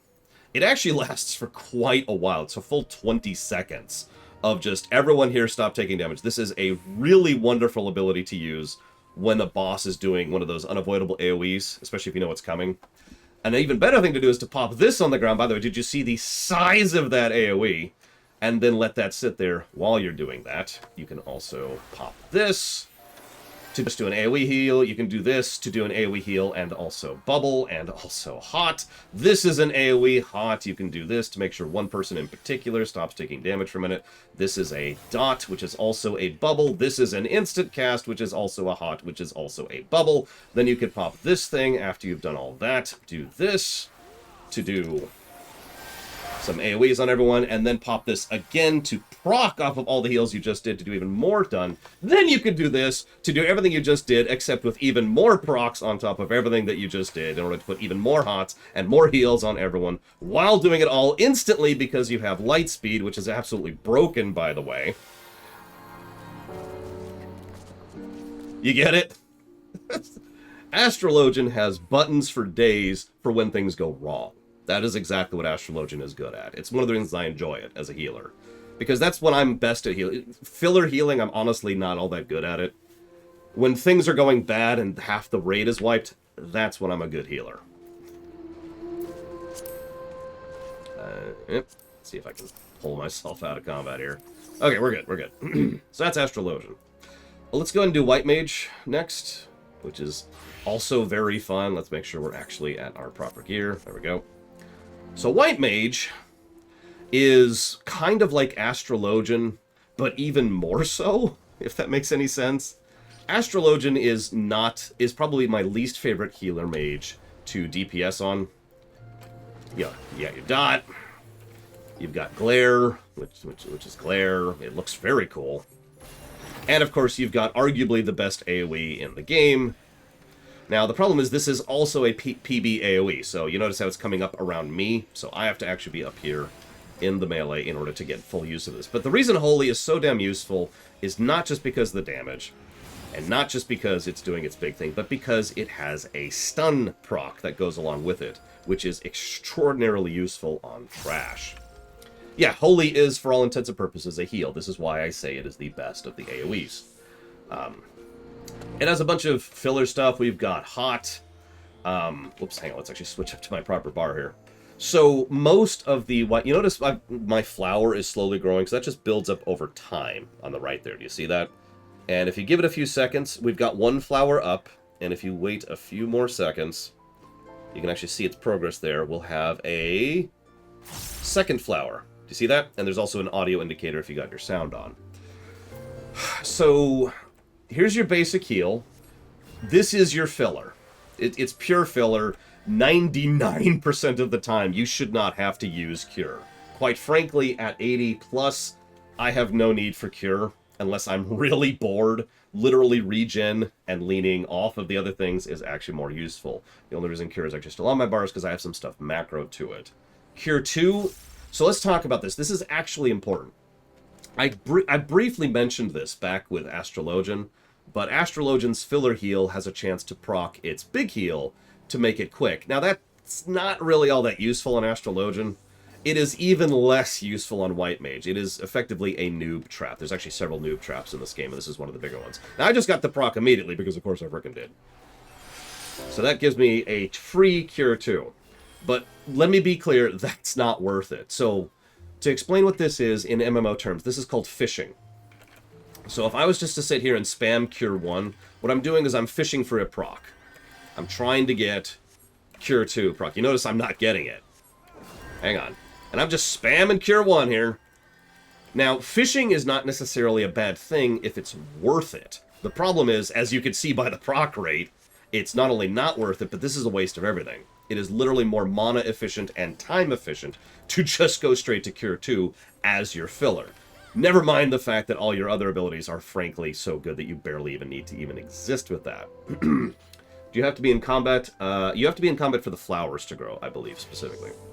But anyways, so let's talk about some of the other heals. So, oh my god, I've got so many heals. I got heals for days. I got a big flower burning heal for a single target. I've got that thing, which is just going to be a mega... That's a instant cast cooldown thing. I've got this. I've got this. That's just going to instantly heal you to full. I didn't even do that. I didn't even do that on purpose. That was pure habit. That's our AoE targeted. This is our AoE centered around us. This is our AoE centered around us. That's also a hot. This is our AoE centered around us. That is also a bubble, I believe. We've also got this, which is also an AoE centered around us, which uses up one of the flowers. And once you've used up all of the flowers, you get that red sucker down there, which we actually have to go down here in order to use, which gives us a big ol' AoE of tons of damage in the face. There's also... Oh god, there's other stuff. We got an AoE thing that also is a hot that also gives you mana back. I've got another benediction back because I can do that because I'm just awesome because it's on a frickin' 30-second kind of cooldown. I don't know how to properly summarize this, but White Mage just can do freaking whatever it wants to. White Mage is probably the best pure healer in the game. White Mage is no. I have actually pulled out raids that were just absolutely falling apart with White Mage just by virtue of being like, no, here, hang on. Nope, we're going to put that down. You're not taking as much damage anymore. Nope, I refuse to let you do that. Nope, we're going to pop out the heal hot. We're going to also do this, and this, and this, and this, and this. this, and this. Hang on, I'm not even done. These are all my off cooldowns, by the way. These are all my off cooldowns. I think it's... Oh, no, I got one more. Hang on, I got this one right here. And none of this is a cast bar. You notice none of these are cast bars. This is ridiculous. This is absolutely ridiculous. White Mage, if you want to play a pure healer, White Mage is the way to go. Now, you'll notice I haven't talked about Sage. That's because Sage isn't a pure healer. It's very fun. We are going to be leveling Sage this one. Sage is built and designed like a DPS class. Now, I know that sounds strange the way I'm describing that, so I'm going to try to describe this a little bit. We'll talk about this a little bit when we get to tanks, too. The tanks, most of the tanks, 3 of the tanks, are built like tank classes. They have tank rotations, they have tank abilities, they have tank cooldowns.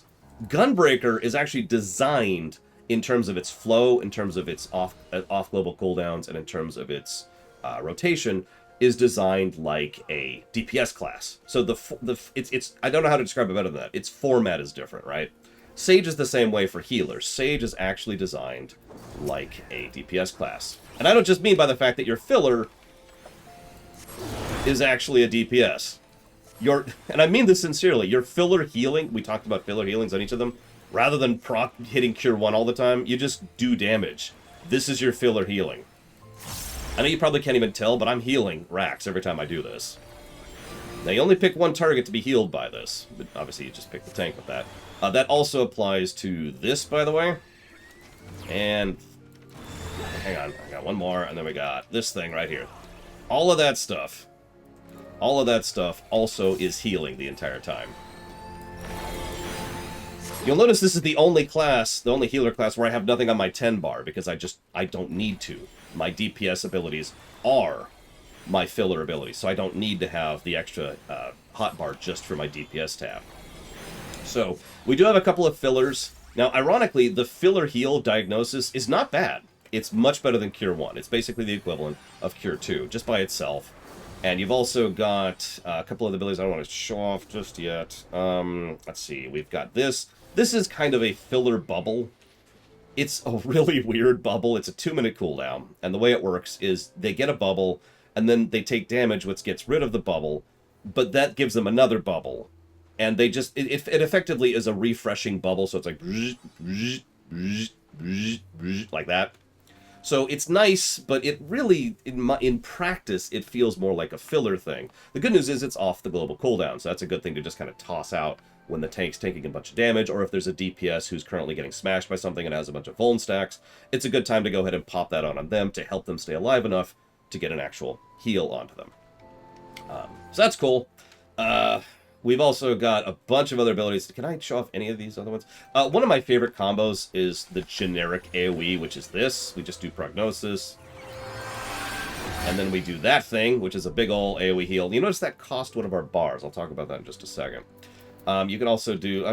just ignore what I'm doing for a second, but you can also put out an AoE bubble, which you can then... You literally snap your finger. I love that animation. And it heals everyone who currently has your bubble on it. But I can't go too much further without talking about the 2 mechanics. So there are 2 main mechanics to Sage. And again, this is going to sound complicated. It's not actually that complex. It's very fun, trust me. So you see our thing over here on the right. We've got those 3 bubbles. I'm going to go and burn one really quick. Actually, that's the wrong button. I'm at this one. There we go. So you notice how it's just refilling? So the way this works is to my knowledge, there's nothing you can do about that. It's a pure time consumer, right? So the idea is this, you know how some abilities have, they have cooldowns and they have charges. This is something WoW actually invented several years ago. So that would enable you to have like a 30-second cooldown ability, but it has 2 charges. So practically speaking, you have one of those abilities every 15 seconds on average, right? This kind of serves the same function, except this is for whatever you want to use those on, which I believe is C, which is your big instant cast AoE heal, 2, which is your big instant cast single target heal, or 3, which is your big single target instant cast heal, which also happens to give them a bubble at the same time. So those are kind of, all of those are instant cast, all of those are off global cooldown, and all of those are nice big heals, which have a secondary effect on them. So those are things you just need to be keeping aware of where your three, whatever those are called, the three bubbles are at, right? Excuse me.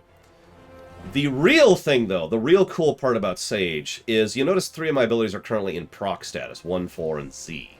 That's because I hit your Eucrasia. So the way Eucrasia works is you pop Eucrasia, and it changes 3 of your abilities. So let me just burn one here really quick. So your AoE heal by default is an AoE heal, which is cool. Your Eucrasian AoE heal is an instant cast AoE bubble. Your standard heal under normal circumstances is a good standard heal. Your Eucrasian standard heal is an instant cast single target bubble. And finally, your Eucrasian nuke is a dot. And then you can go back to doing normal damage. So you keep the dot up in the damage. Now, it's hard to underestimate how cool this is and how much dynamic this adds to playing as this particular class. Because even though you have to tap that extra button to do something, you'll notice how it's off the global cooldown. And, oh god, yeah, there's a big one. You see how big that yellow bar is in my name? It enables you to instantly do a larger amount of utility without increasing ability bloat. It's really cool the way this works out. So you can do damage, dot, you've got your AoE, of course. There's actually an ability I haven't even showed off yet, which you get at a higher level, which is just, I'm just going to blow up everything in front of me because I can, and also heal people with it. You've got Control, which is another big, everyone just take less damage. A lot of your abilities, especially your bubble spenders, you notice Control was a bubble spender, also refresh your mana. So I've noticed Sage has less reliance on lucid dreaming than any of the other healers, because Sage has so many abilities that regenerate mana, and so many abilities that don't actually cost mana. They just cost bubbles or cooldowns. And finally, you've got this Mega Death ability, which is just, everyone stop dying for a second. This is your big cooldown. That's Solos, or Holos, excuse me, which is that one over there. You also have an ability, to my knowledge, that nobody else has, which is, I want to go to this person in particular, which is the opposite of this ability, which is dragging someone to you, which all healers have. I think that's actually it for Sage. Double checking. There's a couple of other things. I have some, you know, I keep track of some of my cooldowns up here, but all that stuff is macroed to different abilities. And Sage is easily my recommendation if you're just getting into healing and you're not sure what you want to play, or White Mage. Both of them are very fun, and both of them kind of do different things in different ways better. Now let's talk about tanks. Oh yeah, I should probably also mention that you can do some interesting things with timing with Sage as well. I didn't really show this off, but if you do, you know, this, and then get out the bubble, which is this ability, and then if you wait, like if the bubble is still up, you can wait until the bubble is actually, like, so what you can do, let's say the boss is about to be like, oh, I'm going to do a big AoE attack. Big AoE attack. And as the AoE attack hits, if you time it just right, you can actually gain the benefit of the bubble while gaining the benefit of the heal from Pepsis on top of it. And there's other cool stuff, like, I'm not even covering all of this. This is intended to be a brief rundown of all the classes, someone was asking, and because we're seeing if the game, you know, my computer's going to crash. We're at the Ul'dah housing area. I'm not sure where else this is. Alright, so, tanks. Let's start with the worst tank. No offense, Mr. Red, but Dark Knight is objectively the worst tank, just in terms of abilities and in terms of cooldowns. Tanking in this game is probably the most frustrating MMO I've ever tanked in, mostly because of the fact that anybody who's played this game knows that there's this kind of, yeah, here, sure, hang on, where is Living Dead, where is it? I don't remember which one it is. It's one of these. There it is. Bong! Yeah, I'm totally cool. Alright. Now I'm gonna go and tank this thing. And wow, you actually did it. Never mind. Oh, the Dark storyline is fantastic, and I do recommend you level a Dark just to enjoy the storyline. But yeah, Dark is just not great. So Dark is the worst class in the entire game, and anybody who likes it is total garbage. No, in all sincerity, Dark is objectively the worst tank. That's not actually me making that up. That's not me saying anything. It's kind of similar to how Black Mage has objective problems with its design. I really do hope that at some point they buff Dark Knight, because it's a really cool concept. Part of the problem with Dark Knight, though, is it doesn't really have much of an identity, as in the way that the other tanks do. Sure, you get a big ol' two-hander, and that's cool, but that's kind of it, really. All tanks, so I mentioned tanking this game kind of sucks. I'm going to try to explain why here. So let's pretend that I'm tanking Zera here, okay? So I'm like, I got this. I'm taking Zera. So I hit Zera. I hit Zera. And then I rush over here. And then I wait, because Zera kind of does this thing, and she glides around for a second, and then roams over to me, and then stops, and then, hang on, it gets stop, and moves over. But hang on, maybe it's actually like, it's aggroed to me. It's still running to the other person, but it's actually aggroed to me, because they have to finish their action first. There's such a slippery iciness to how enemies move that getting mobs in the proper positioning, which is a huge part of a tank's job, kind of sucks to do in this game. I will try to show this off more as we actually get into higher level content. But that little irritation aside, other than that, I do actually enjoy tanking. They finally made the choice that most MMOs do, which is they decided that the tank's job should not be to generate aggro, it should be to live. Yeah, it's mostly an issue on trash. Bosses, this isn't really a problem, but on trash, it's just like, oh my god, really? So, Dark Knight, let's go ahead and rush up here. So, Dark Knight, you've got your basic combo, which is whatever, as it tends to be. You can also increase the damage of what you do. You also spend mana regularly. You notice I've actually got a mana bar, and I'm actually spending it. In fact, I just spent a huge portion of it. We're going to use a single target proc, because we just got that. We are generating dark, evil energy, evil, dark, evil, darkness, which we can then spend on our 5 or 6 abilities here, Bloodspiller or Quietus. I will admit this, and several people in chat have actually already said this. Dark Knight, the one thing Dark Knight is good at is doing damage. And that is a good thing. I do actually think that's kind of neat. I just wish it did something that was more tanky. It looks cool. If you're interested in viscerality, it's got nice, big, meaty swings. And yeah, if you're capping on mana, you're doing something wrong, which I, of course, am right now. It's got a couple of instant casts, not a lot of utility in general. Oh yeah, also, I should mention, so every tank has one big, well, actually there's like 3, but one big live button. Dark Knight's is called Living Dead. It gives you the effects of Living Dead. When HP is reduced to 0 while under the effects of Living Dead, instead of becoming KO'd, your status changes to the Walking Dead for 10 seconds. While under the effects of Walking Dead, most attacks will not kill you. You're just invincible. Unless it's a scripted attack, which several bosses have.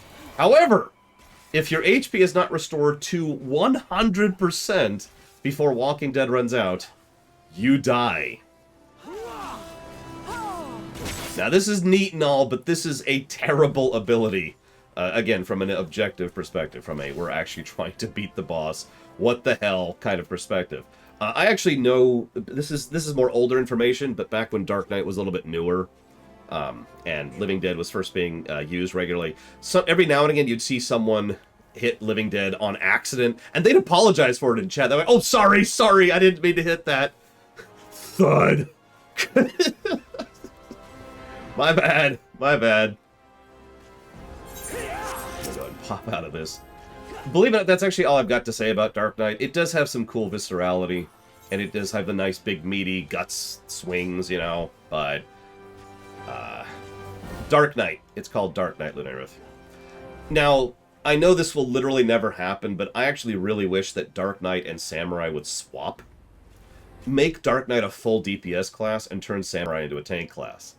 Now, I'm not just speaking, you know, nonsensically there. Actually, in several Final Fantasy games, Dark Knight is a DPS class and Samurai is a tank class. I'm not sure why they swapped it here, but I'm getting off topic. So let's talk about Paladin. I've talked about Paladin several times. Hang on, let me get our real gear on here for just a second. Paladin is kind of the bog standard tank, but what Paladin has is more utility. It's actually very similar to Paladin tank over in WoW. you have lots of buttons to be able to do a lot of things in order to be able to live. You also have multiple combos, which you can do at several different intervals in order to try and do all sorts of fun stuff, like this, this, this. Atonement is awesome, by the way. Let's go ahead and just pop that for a second. Let's go and heal ourselves, because we have a heal. It's the only tank with a straight-up heal, which can also heal other people. It's not a big heal, but it is a heal. We've got a bleed, which could drop down. We've got Sheldron, which is our typical, spending ability in order to just not take damage or take less damage for a bit. By the way, at a higher level, which I'm currently not, Sheldron also gives you, I believe it's a hot.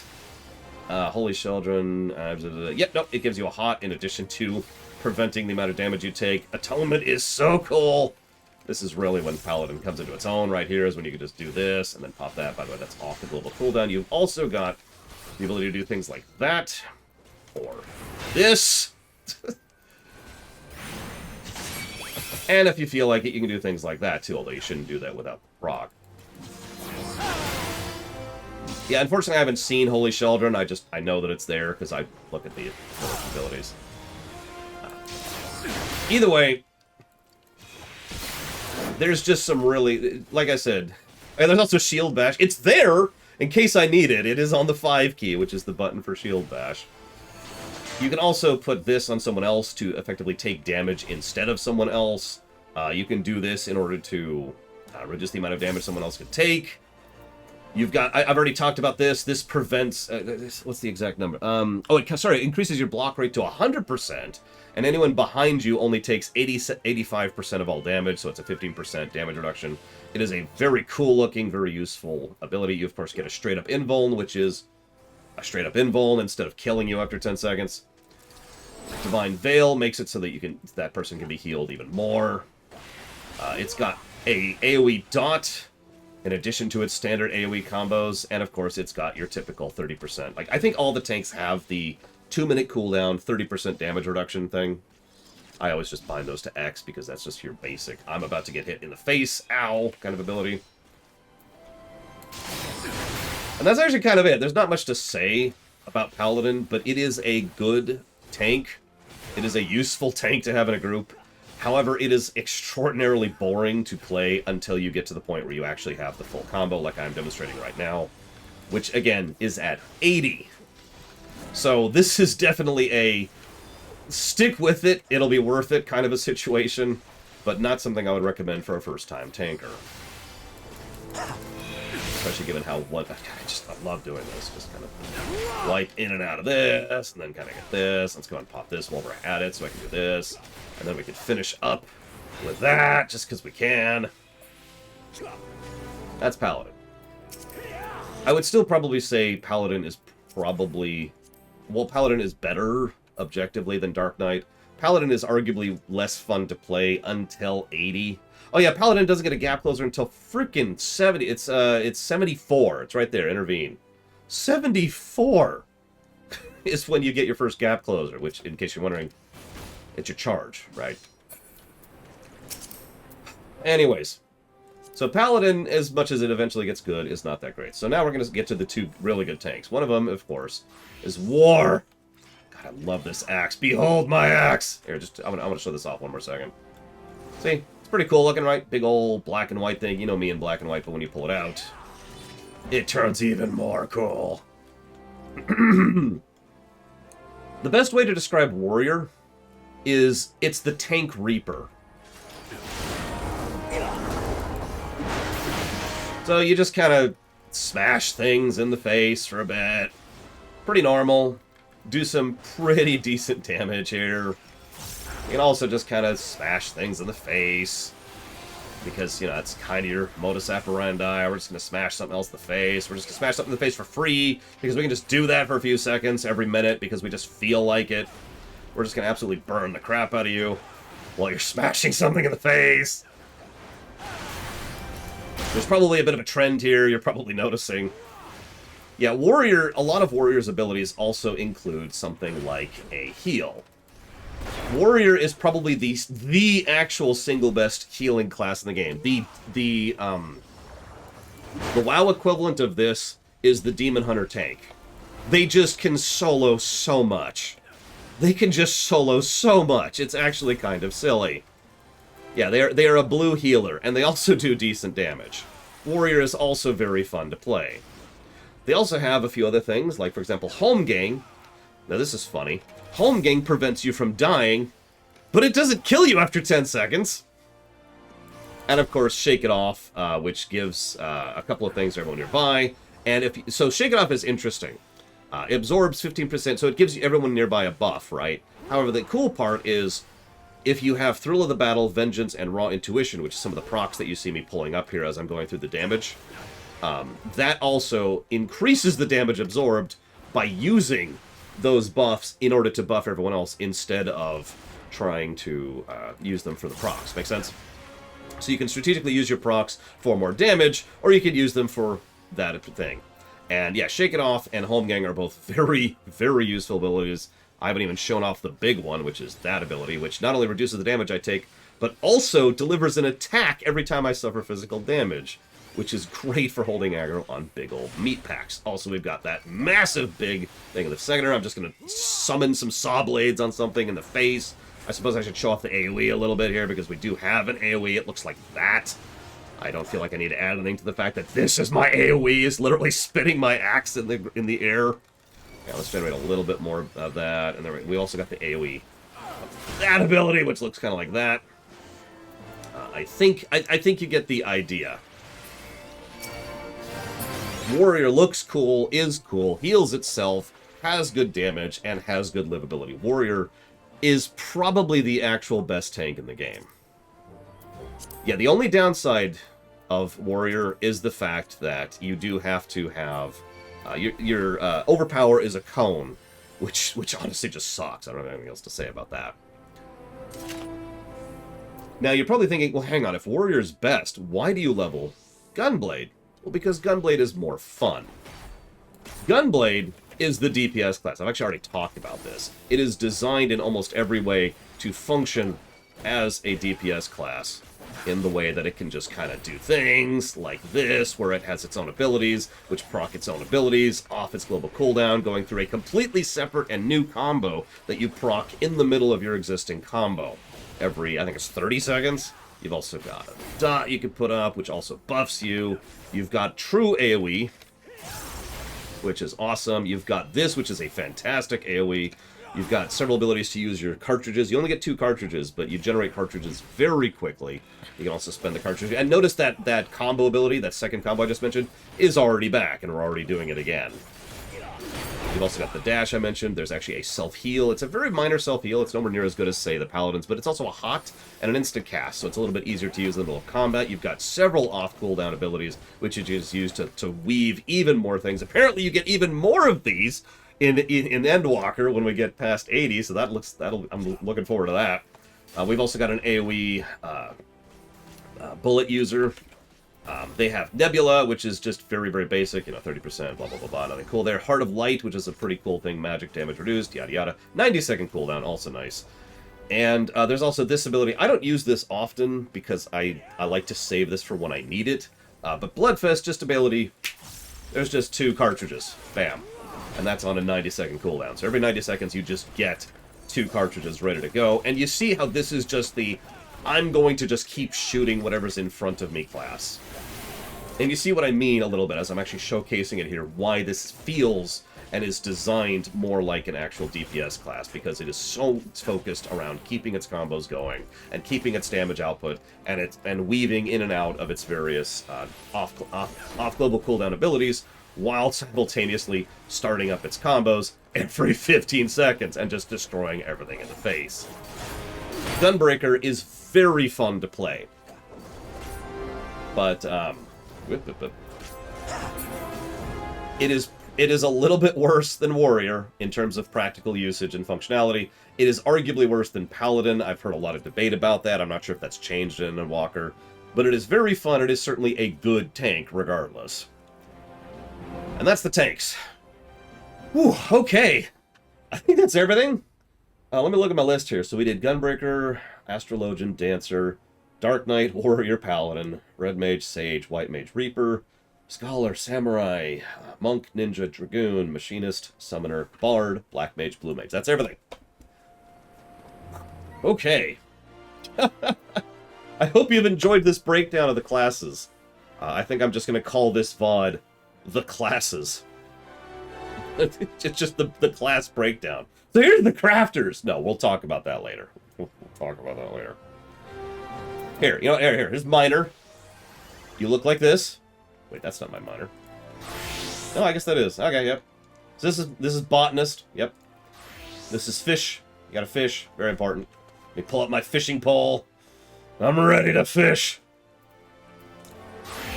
All of the crafters all look the same because they're all wearing the same gear, but this is all of the crafters. I haven't updated some of their bars, as you can tell, because several of them still have this ability doesn't exist anymore thing, like that one there, and that one doesn't exist anymore. I've only updated a couple of these. Alright, that's a more up-to-date one, is my Carpenter. I'm not actually going to talk about the crafters or the gatherers yet, because honestly, I think we're going to save that until after we finish the MSQ. Honestly, I wasn't even planning to do the class breakdown until after we finished the MSQ and started doing the class quest. But again, I wanted to test if we fixed the crash issue. We have been streaming for 2 hours now, and no crashes, and we're getting close to the lunch break, which is awesome.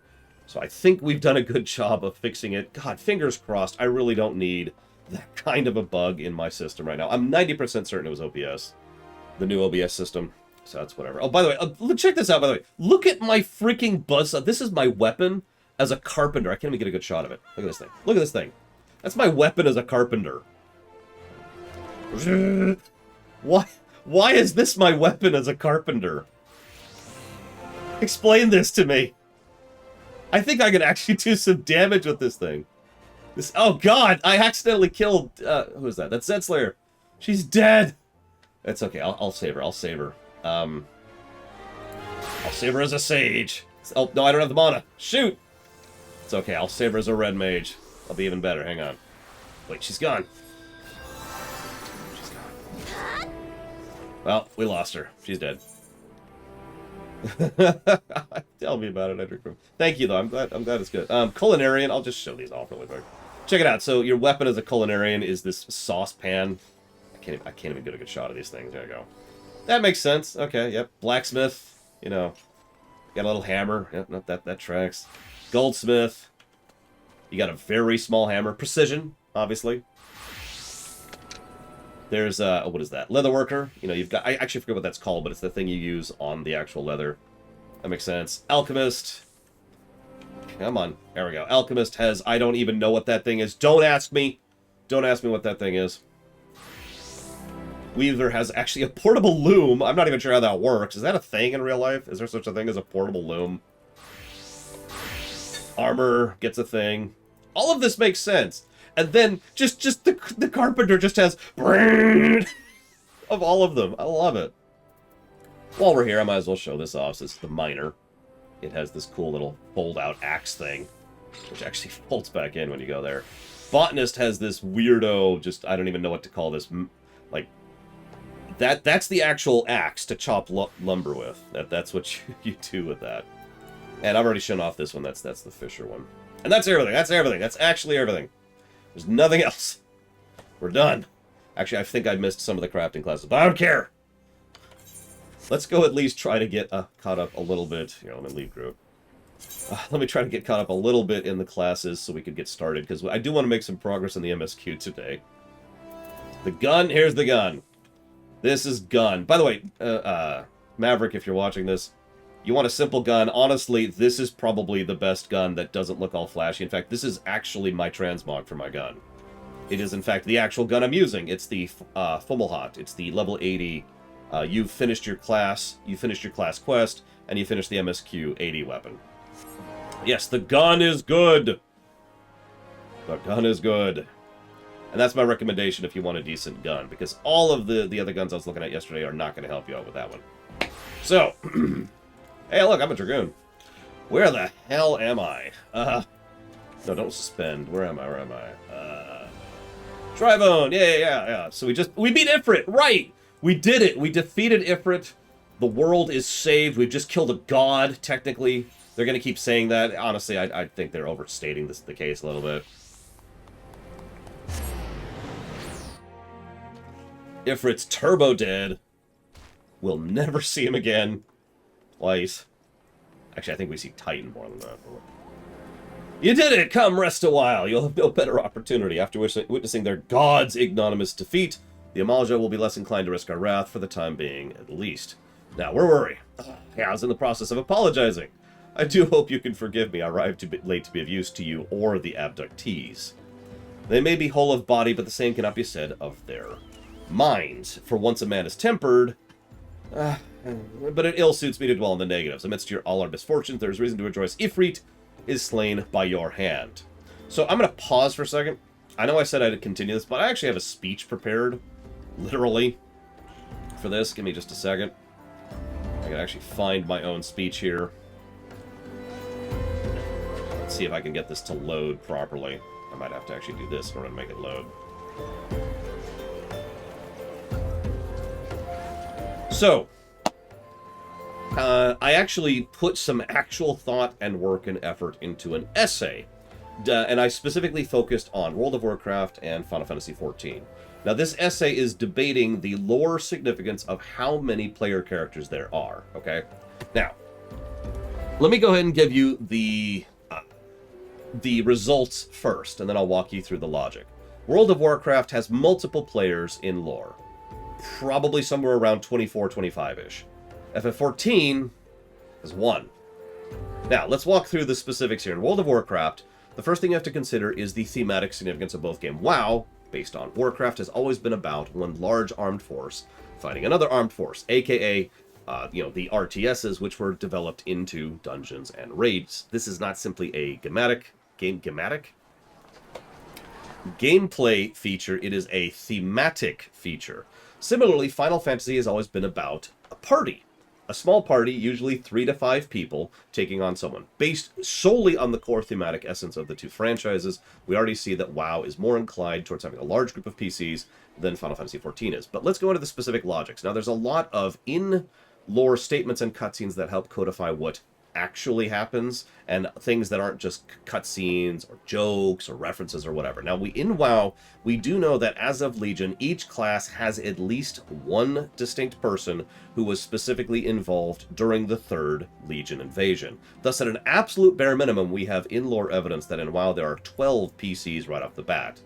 By contrast, only 2 bundles of cutscene in FF14, both of which I will not spoil here, but both of them are in Shadowbringers, explicitly reference other PCs, and in both cases, it's a little bit more debatable, which gets to what Rax just mentioned. So we're not actually going to mention them right now, but I would argue very strongly that thanks to the debatable nature of that those don't really count. There go, WoW has also made it clear in lore multiple times that raids are actually cleared by a large group of people. Not PCs, but people. I'll cover that in just a second. Now, that doesn't actually help us because raid size is a pure gameplay conceit. Karazhan is a 10-man and Molten Core is a 40-man. That doesn't help anything. However, in FF14, there are multiple cutscenes and multiple references in lore that specifically refer to the Warrior of Light being the single individual person who just stood against something. There's an example of that in Heavensward, there's an example of that in Shadowbringers, and frankly, there's an example of that just now, as they're talking about us, the individual, killing Ifrit, okay? Now, in order to narrow down the exact number of PCs in WoW, that's a little bit futile, and I'm just going to leave that later because that doesn't actually matter. But here's the relevant point. So both WoW and FF14 have a conceit. And this is a conceit that is only occasionally acknowledged in lore, but it is acknowledged sufficiently often that I think we can consider it to be part of the narrative, part of the actual in-universe significance. And that is the people who are not PCs. Other adventurers. Now, we've actually already seen several in FF14. We've already talked to Eddie and her group, and we've seen the group that met us in Limsa Laminsa, and we're just starting off, and we're trying to do, I believe it was Sastasha, specifically. Other adventurers exist in both WoW and in FF14. Yeah, exactly. As Raximus is pointing out, we are effectively mercenaries, but there's only the one PC within FF14 who periodically, and there is mention of this, periodically will get help from other adventurers or other people who are adventuring. But when it comes to the actual significance of being, for example, the Warrior of Light or things that I'm not going to get into right now because of spoilers, I think it's a very strong case that there is just the one us, in contrast to WoW. Now, I actually can't finish this speech because it specifically requires going into Shadowbringer stuff. However, I just wanted to mention all that now because this is a good time to bring it up, and it's something I've been meaning to talk about anyways. So, Since Thancred literally just brought it up for me, why not? Thank you, Thancred, for reminding me that there's only one Warrior of Light, but the Warrior of Light does not stand alone. Now that's, you noticed that, right? You noticed that there is actually a significant point that the Warrior of Light may be only individual, but they definitely need other people in order to help them in order to be what they are. Star Destroyer. I know it started as a meme, but it isn't a meme anymore. We are a Star Destroyer. We are the Star Destroyer, but like any Star Destroyer, we are worthless without our support structure. So, it ill suits me to dwell on the negatives. Amidst all our misfortunes, there is still reason to rejoice. Ifrit is slain, and by your hand, no less. This is the deed of no ordinary individual. Not that I ever thought you were ordinary. Quite the contrary. I've long suspected you have the potential to shape the fate of this realm. What can I say? My fine eye for talent remains undimmed. Minfilia will be proud beyond all reckoning when she hears of your deeds. I trust you shan't object to doing that. Pray go back to the Waking Sands.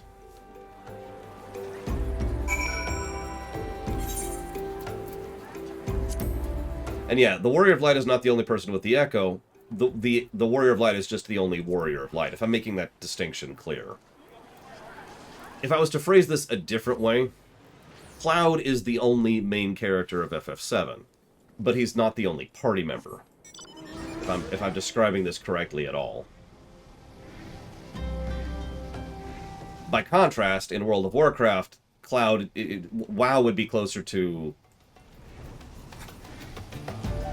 I guess, FF6? That doesn't quite fit. You get the idea, right? There's no one main character in WoW, is the point I'm trying to make. Whereas in FF14, there is the one main character supported by the party. Now, how much of a party there is or isn't kind of varies. There's an implication. Did you get here first, Giga? I don't know where it ports you to. There is an implication that some of the party members actually help us with some of these dungeons. It's also outright stated that they don't help us in some cases, like Thancred very clearly did not get there in time to assist us in the fight against Ifrit, right? One of the things several of us have theorized sometimes is if they ever sat down and actually codified the trust system for older content, which maybe we'll hear about that this Friday, that they might codify that they might just flat out say, this dungeon was done with you and, like, Thancred, and this dungeon was done with you and Y'shtola, and blah, blah, blah, blah, blah, right? I don't know. We'll see. That's all speculation, though. I only bring it up because it is important from a narrative perspective, from a review perspective, and from a lore run perspective to remember that there is one Warrior of Light, one main character, one Cloud, and that's us. But, and I always have to add this alongside that, we cannot operate in a vacuum. I mean, imagine Batman trying to operate in a vacuum. He could probably make it pretty far, but without all his gadgets, without all his tools, without all his money, without all his connections, without all his resources, without the Bat family, Batman would not make it very far.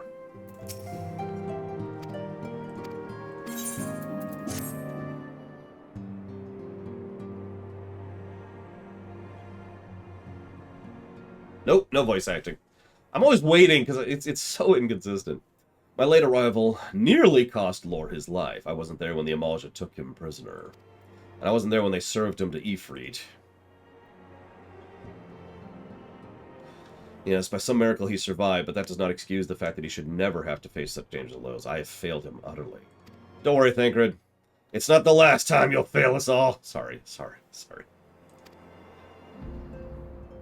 What's done is done, Thancred. You can ill blame yourself for every... Oh, hello. God, that armor looks so cool. Lore, it's good to see you again.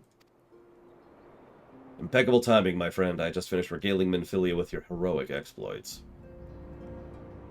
Thancred told me everything. You've done well to return to us. The perils you faced were undeniably great, yet a part of me believes I had no cause to fear, and now we can put paid to our long investigation. As we suspected, the Amalja undertook both the robbery and the abductions with the aim of summoning their primal, Ifrit. Nor is this tale limited to Ul'dah. Similar incidents have been rife in both Limsa Lominsa and Gridania of late. I dare say you've been curious as to how these crimes are linked to the primals. Permit me to explain. Having manifested in the physical realm, the primals must consume ether if they are to maintain their presence here. And the stronger they become, the more ether they require. Now, ether exists throughout creation. It flows throughout all life and permeates the very air beneath. I've actually already mentioned this. The easiest way to think of this is magic is the atom. Magic are the atoms of this setting. Everything's made out of magic. Alas, this alone will not suffice to sustain the likes of Ifrit. He and his kind require a more concentrated source of either. Crystals. Quick aside, if you pay attention to some of the background lore and some of the visuals, you'll notice that several, I hesitate to call them pieces of technology, throughout several of the city-states are actually powered by crystals. Magicite, mana batteries. Right? They're gone forever, Christopher Falcon. They're never coming back. Now, to continue the lore run. It is for this reason that incidents involving crystals can often be traced back to a primal. Which leaves us with the why of the abductions. To understand this, you must first understand how primals are born. Gul'dan and Ul'dah certainly do sound very similar, don't they? When one's a little more evil than the other, and the other one's an orc. When all is well with the world, primals possess no physical form. Their essence is dispersed across the great river of ether. However, when the world is plunged into chaos, those who worship the primals cry out to their gods for deliverance from suffering. These cries serve as a beacon towards a primal's essence, which irresistibly is drawn. It is this coming together, or etheric coalescence, which grants the being physical form. Once born, a primal gains strength from its followers' worship. The more numerous and fervent they are, the more powerful their god becomes, which also makes them hungrier. The primals are seldom satisfied with such reverence as their adherents freely give, and in order to gain more power, they do not scruple to create followers. They do this by tempering mortals, a process to which you yourself were subjected. Yet even as Ifrit took your comrades in his thrall, you alone remained unaffected. This is thanks to the power you possess, the Echo. Again, I have a theory about that, but I can't share it yet. Don't worry, I won't forget. We know not the why of it, but those blessed with the Echo are immune to primal influence. It is as though a greater power protects us. When first you came to us, I told you that the Echo would be instrumental in dealing with the primal threat. I trust you begin to see why. And we also see, so, if you're seeing the construction here, first of all, tempering is extraordinarily messed up. Let me just say that again really quick. But second, and more to the point, this means that only people with Echoes can safely combat primals. I should also probably mention that primals are very powerful individual beings, since they are massive manifestations of etheric energy. So, you see the problem here, right? Things that should be fought with armies can only be fought with small groups, in some cases individuals. And yeah, Echo is a very uncommon trait. So this is the core reason why primals are such a problem, and why they are such a thematic core of so much of FF14, even though I think that in many cases that gets to be pretty boring, to be completely honest with you. Not yet, though. I'm just pointing it out, because I've already said that out loud. But you get the concept. The dilemma has been created. Primals tough and strong, and they're summoned in moments of desperation. And I want you to remember that part, by the way. Primals are summoned in moments of desperation. That's going to be important later. And we can fight them. And we killed Ifrit in lore, probably by ourselves. The recent incidents all share a common trait, meticulous planning. Such elaborate designs are a new development, and one which fills me with an unshakable sense of foreboding. While I share your concern, my presiding feeling is one of relief at your safe return. You know, I actually kind of like her cape thing, her hip cape. It's the rest of her outfit that gives me pause. So, hang on. Let's actually rip this thing apart for just a second. So she's got a cloth undershirt, pink and white, and that's actually it. So that's the bare bones. That's the first layer. Up on top of that, we've got like a leather strap thing, which like outlines her chest and then goes around her back to form these little weird wing things. That's whatever. That's just FF fashion being FF. But then we've got like these purple overshirts, which are attached on top of her undershirt. And then on top of that, we've got like a weird elbow thing and bracers. And all of this is being supported by a strap which is going around her back and connecting up at her neck. What are you wearing, Midphilia? And why? That shirt is simultaneously entirely too designed and actually kind of gaudy, despite being so simplistic. Okay, we're done. Moving on. The Immortal Flames assured me that they will deal with the aftermath, so you need not concern yourself with that. We may rest easy for a time. I suggest you take full advantage of the respite lore. You may be sure it won't last long. Once the people learn the identity of the hero who felled Ifrit, I fear you have nary a moment to yourself. I don't remember. Do we actually see a flashback of her in her 1.0 times in this one?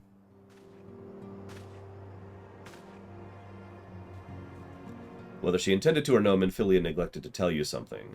Something I think it would be best you heard from one of us. It concerns the tempered abductees that were rescued. I am sorry to report they are all to be put to death. The flames with whom you are imprisoned included. Needless to say, this information must not be made known to the public. I swear to you that we would not do this if there were any other recourse, but once a man is tempered, he is tempered for life.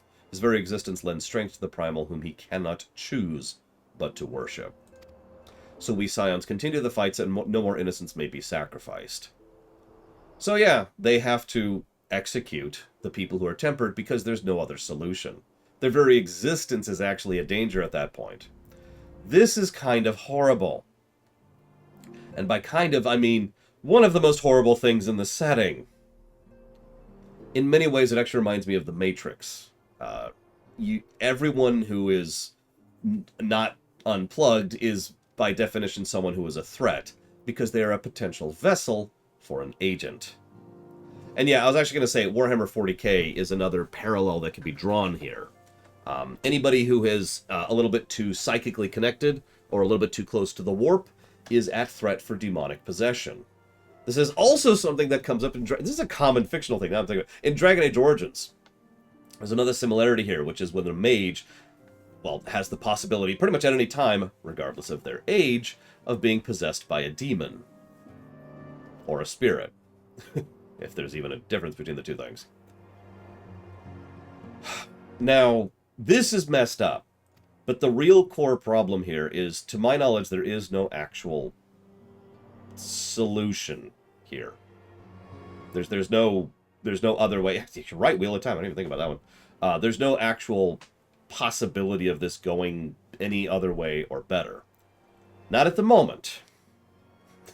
At the moment that this story is currently taking place, right now in ARR, it's kill them, or they will contribute to resummoning the primal, because, by the way, you can resummon a primal. This is just bad all around. On the plus side, that jackass merchant's dead. You notice how they never actually say that on camera, but he's dead. I do find it fitting that Thancred is the one who tells us that.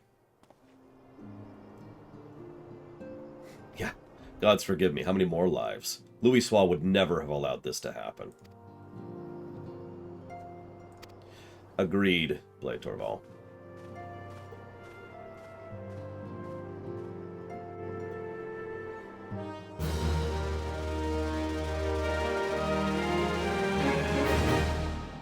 I was half expecting to have a swarm of people dancing around me.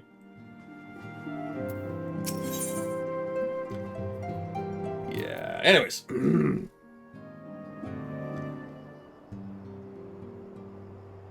Until not so very long ago, you were but one of many adventurers seeking to make the way in Orzia. But, for your character and courage, you were raised to the esteemed post of Envoy. Thereafter, you traveled into the regiment. Yes, I know what I did. Thank you. Thank you for the follow-through of everything I've just done up to this point in time. Yep, I'm very famous. Cool.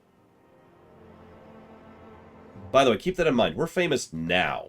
That's actually going to come up at the end of ARR's MSQ. So, you have guests, Lore. Okay. Aye.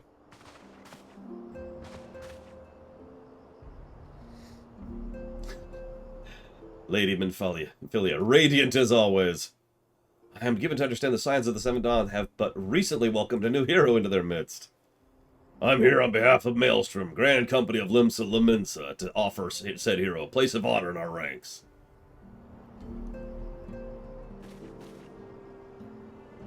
Oh, I know, Blade Torval, but that will be very important when it comes to the freaking... Okay, I'm done. We're cool. We'll get there when we get there. Maybe it won't even piss me off as much as I remember it pissing me off. Who knows? My opinions change. So, you should go join one of the grand companies. I choose Flame. Because Roban. And that's the reason.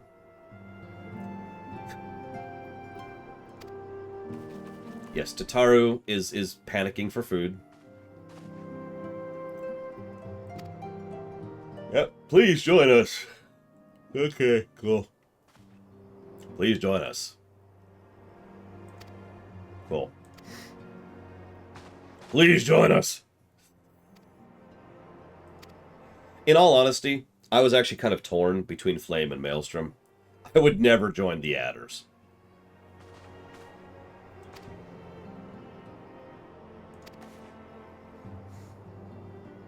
Blah, blah, blah. So, let's actually explain, because I haven't really described the Grand Companies yet. The Grand Companies are all-encompassing organizations empowered to call upon the martial, economic, and technological resources of the respective city-states in terms of strife. I knew it, Rax! There are presently 3 such organizations: the Maelstrom of Limsa Lominsa, the Order of the Twin Adder of Gridania, and the Immortal Flames of Ul'dah. Serving a Grand Company means serving the nation to which it belongs. You will be charged with its defense and tasked with advancing its cause. So, let me actually pause to talk about the politics of this. I know you hate it when I do that. This is kind of unique because these are military governments. But they're not full military, and they're not fully government. They are kind of government adjacent and military adjacent. They function as both, though. This is one of the reasons why Roban is actually simultaneously one of the leaders of the city-state, but primarily also the leader of the Grand Company. The Grand Companies were actually designed back prior to 1.0 in the lore as a direct response to some of the problems and difficulties they were having at the time with both Primals and Garleans. If I'm not mistaken, there were actually quests to do with that during 1.0. Please correct me if I'm wrong about that. Anyways, they still kind of function as the paramilitary, which is a decent word for it, arm of their given city-state. But again, they do have actual governmental authority with regards to their state. So that authority only extends in an emergency, but an emergency is loosely defined on purpose, and you kind of get the overall idea here, right? Now, there are 3 distinct Grand Companies, and they are not united, and that's something I also want you to keep in mind for later. I feel like there's one other niggle I wanted to discuss there, but I can't remember it right now, so we're just going to go ahead and move forwards. Well, oh, right. The other niggle is, by virtue of joining a Grand Company, we have actually pledged to a flag. We have actually become a governmental agent and a member of the proper military of a given city-state. So, that's interesting and something that I wish they did more with, and they totally don't. I'm just going to spoil that. They don't really go anywhere with that. The idea of effectively being, an agent of the government is something that could have a lot of cool concepts and ideas, and you could play with that, but they don't.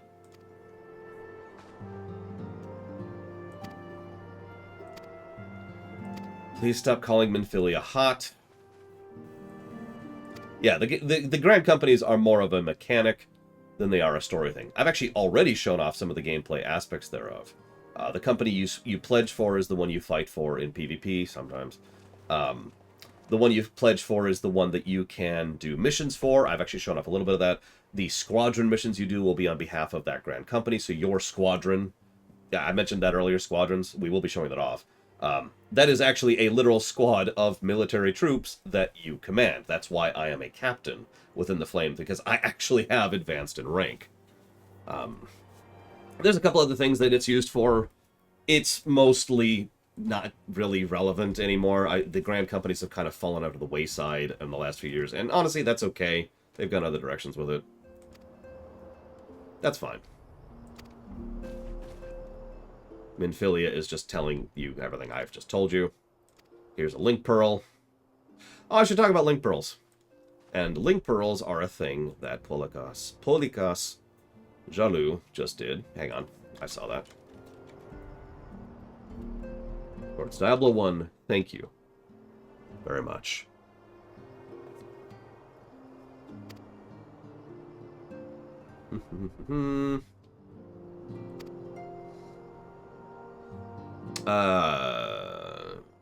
Which patch was 6.0?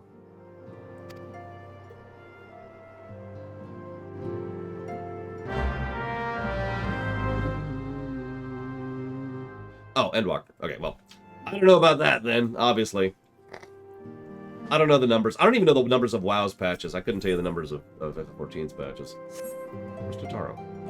She left me!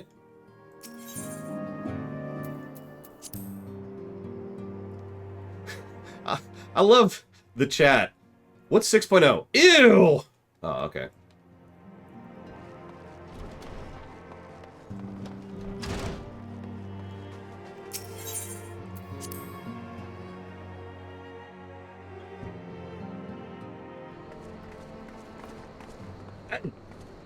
Okay, I'll admit, you got me a little bit there.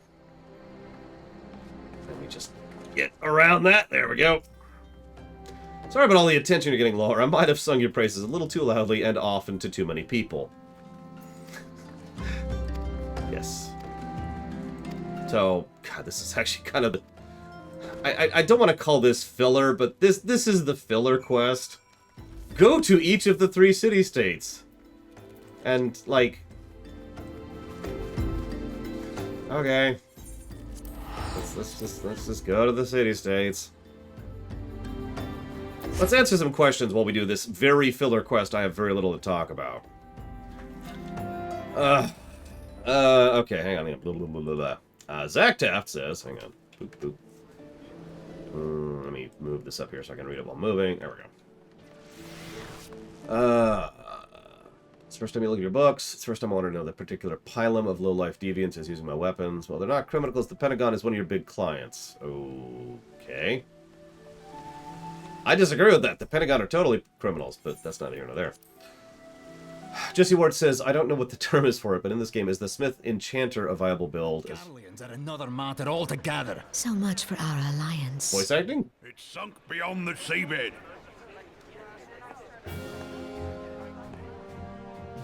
I wasn't expecting voice acting. Never mind.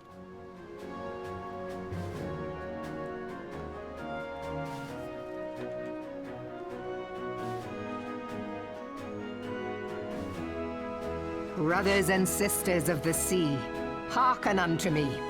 Look upon this, our mighty crimson standard, and tell me your hearts do not swell with pride. My heart does not swell with pride. Of course, I'm not, Limson Laminson. 700 summers have come and gone since our forefathers first ran aground in this fertile bay. In that time, guided by the Mother of Oceans, Limsa Lominsa has grown from humble fishing village to uncontested ruler of the 5 seas and beyond.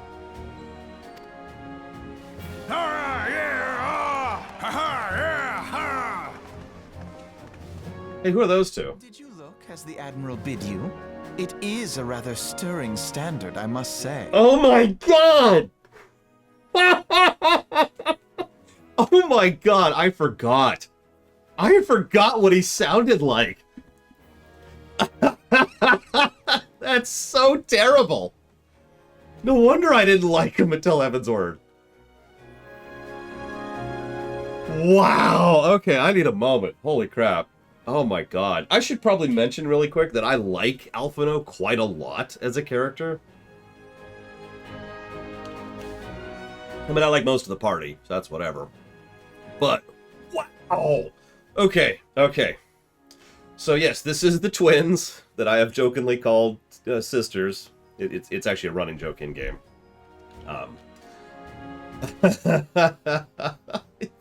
Self-assured youth. The crimson field is meant to signify the blood of fallen crewmates, while the black longship represents a pirate vessel. When the Gallian Empire marched upon Eorzea, we assembled beneath the Maelstrom Standard, and our grand company was reborn. Yes, Lunaruth, sorry. All answered the call, from the Knights of the Barracuda to Hilthier's bloody executioners. And together, we met our would-be conquerors upon the field of Cartino. That day, the world bore witness to the united strength of Limsa Lominsa. I swear to you, no army ever fought harder or with more courage, yet many of ours did not survive. Join me now in remembering those who fought in the name of freedom and fell. May their souls be returned to the sea.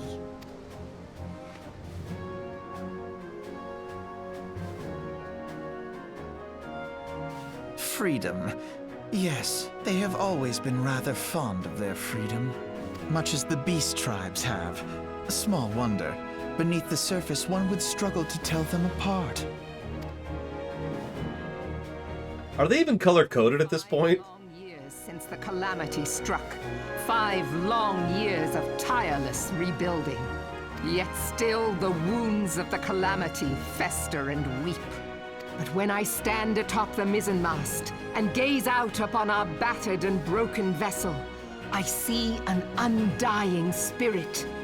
Did we not build all this from the wreck of the Galadian all those centuries ago?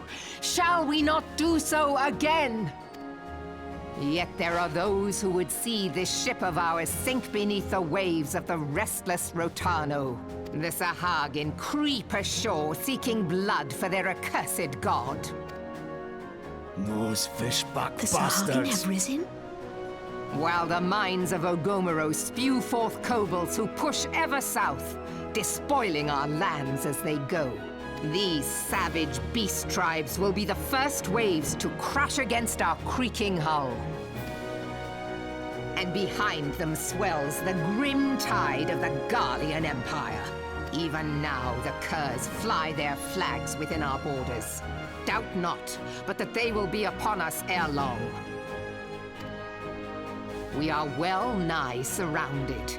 Yet there are those among us who would rather turn their swords against their crewmates than our cannons against our foes. How can we hope to repel our many enemies when mutiny breeds below deck? There is but one course left to us. One bearing that will bring us victory over the beast hordes and the Empire both, and see this ship safe to port. We must mend the rift the calamity has reopened twixt pirate and maelstrom, and stand fast with our adventurer brothers against the coming tempest. Mark ye well, a crew without unity is no crew at all. 'Tis but a mass of drowned men. I can hear Meredith's voice actress, the woman who's playing Merylweb right now, actually doing Ferris in FF5. I forget who actually did voice Ferris in World of Final Fantasy, but I could see her doing a good job too. To me, then, brothers and sisters of the sea, gather beneath the undying crimson standard and pledge me your strength, your skill, your wisdom. Call me the weirdo Mike Romano. I actually like New English, which is what this is referred to as. And with the guidance of the navigator, this great vessel of ours shall ride the waves till sea swallows all. I mean, you think this is bad? Wait until you see Urian J. Long live the Admiral! Admiral Mervyn! Gather the lads! Oh, where's me cutlass? Really, Rax? I didn't know that. I'll follow ye to the 7 hells, Admiral! Well, thanks, O'Brien. Or not O'Brien, Liam. Oh, wow. Yeah, the ribbon is different, and that's kind of it. Alfie, no. They're so tiny! Ah! I think my arm is longer than they are tall. Sorry. They're just so cute. Blade asks a good question. Blade Turtle asks a good question. How much do you think Merylva believes this? How much is propaganda for the crowd? I'd say about 50-50. She is a smart enough and a long enough term thinker to know that they do need to unify and they do need to work together and they do face terrible things. And she's also smart enough to realize that they are doomed, to put that as nicely as I possibly can. Let me put this in a slightly different perspective. For those of you familiar with Lord of the Rings, there was no real hope of victory against Sauron's armies during the War of the Ring. Not really. You could fight, and you could push back, and you could do all sorts of big heroic actions, but in the long term, no. The only way that war was won was because of long, extensive heroic action and great circumstance. No. The war during the movies, the war during the trilogy, Mike Kamano. And my sister, Alize, at your service. She didn't say anything here? I saw at a glance that you were a fellow traveler. You might call us students of history, sampling the realm's remembrances in pursuit of enlightenment. But yeah, you're right. He's got an earring on his left ring, and she has one on her right. I was going to say, I don't remember her speaking until Coils. As the Admiral mentioned in her address, Limsa laments as plagued by 2 beast tribes. The first are the fish-like Sahagin, worshippers of the primal Leviathan. The second are the kobolds who dwell beneath the earth and take the primal Titan for their god. As if the beast tribe's presence weren't troublesome enough, the Garleans have also chosen to erect a fortress right in the Laminsons' backyard.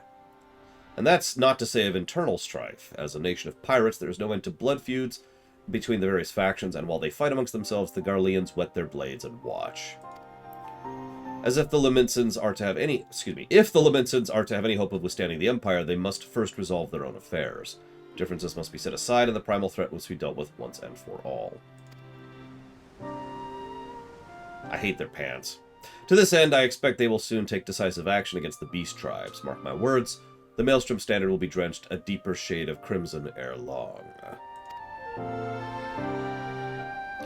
That a capable adventurer like you would be a valuable addition to their crew is beyond a question, but I joined the Flames, sorry.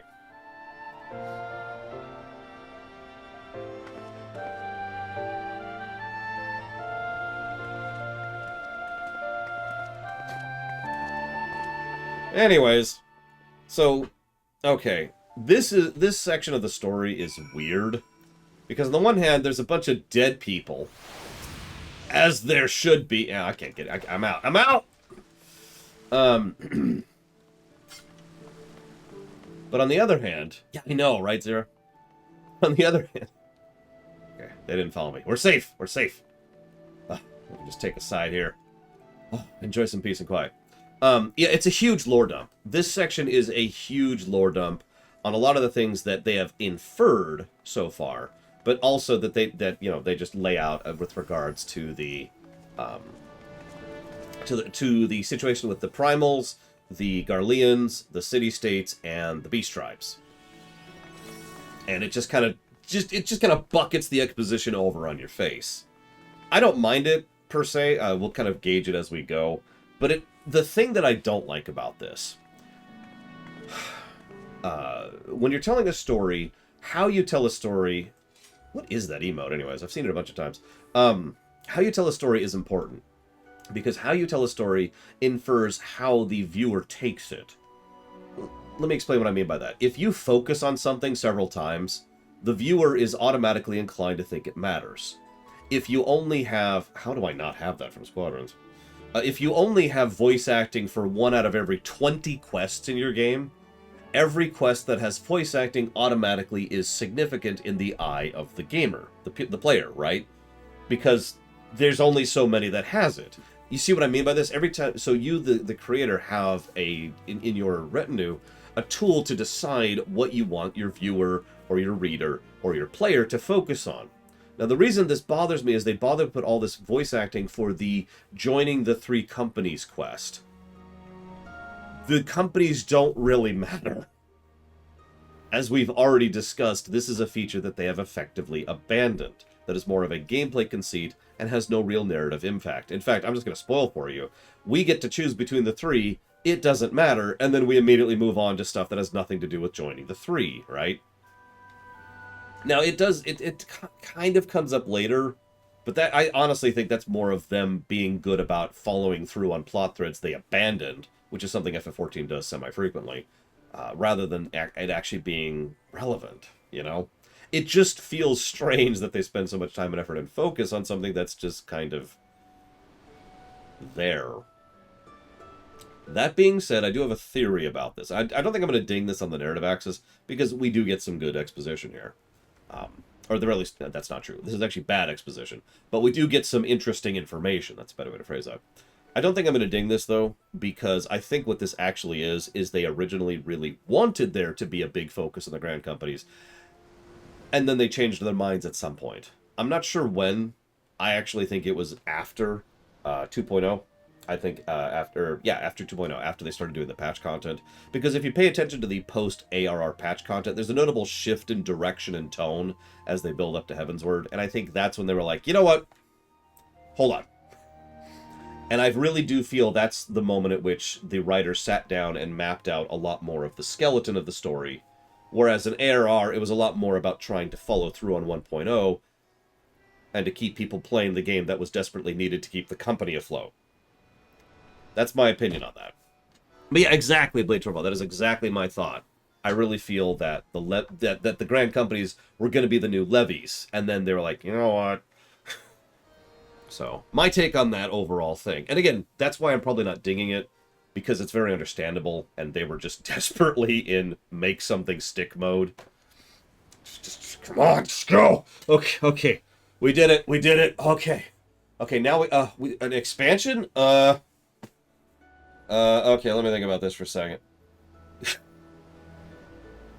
Anyways, it is lunchtime. I'm going to go ahead and switch to my dancer, because we're going to be doing Alexander in a moment. I'm going to go grab some food, and then I'll be back for the aforementioned Alexander thing. Anybody wants to join for Alexander A12S specifically, please mention something to me. And I'll be back, for those of you on stream, in about an hour.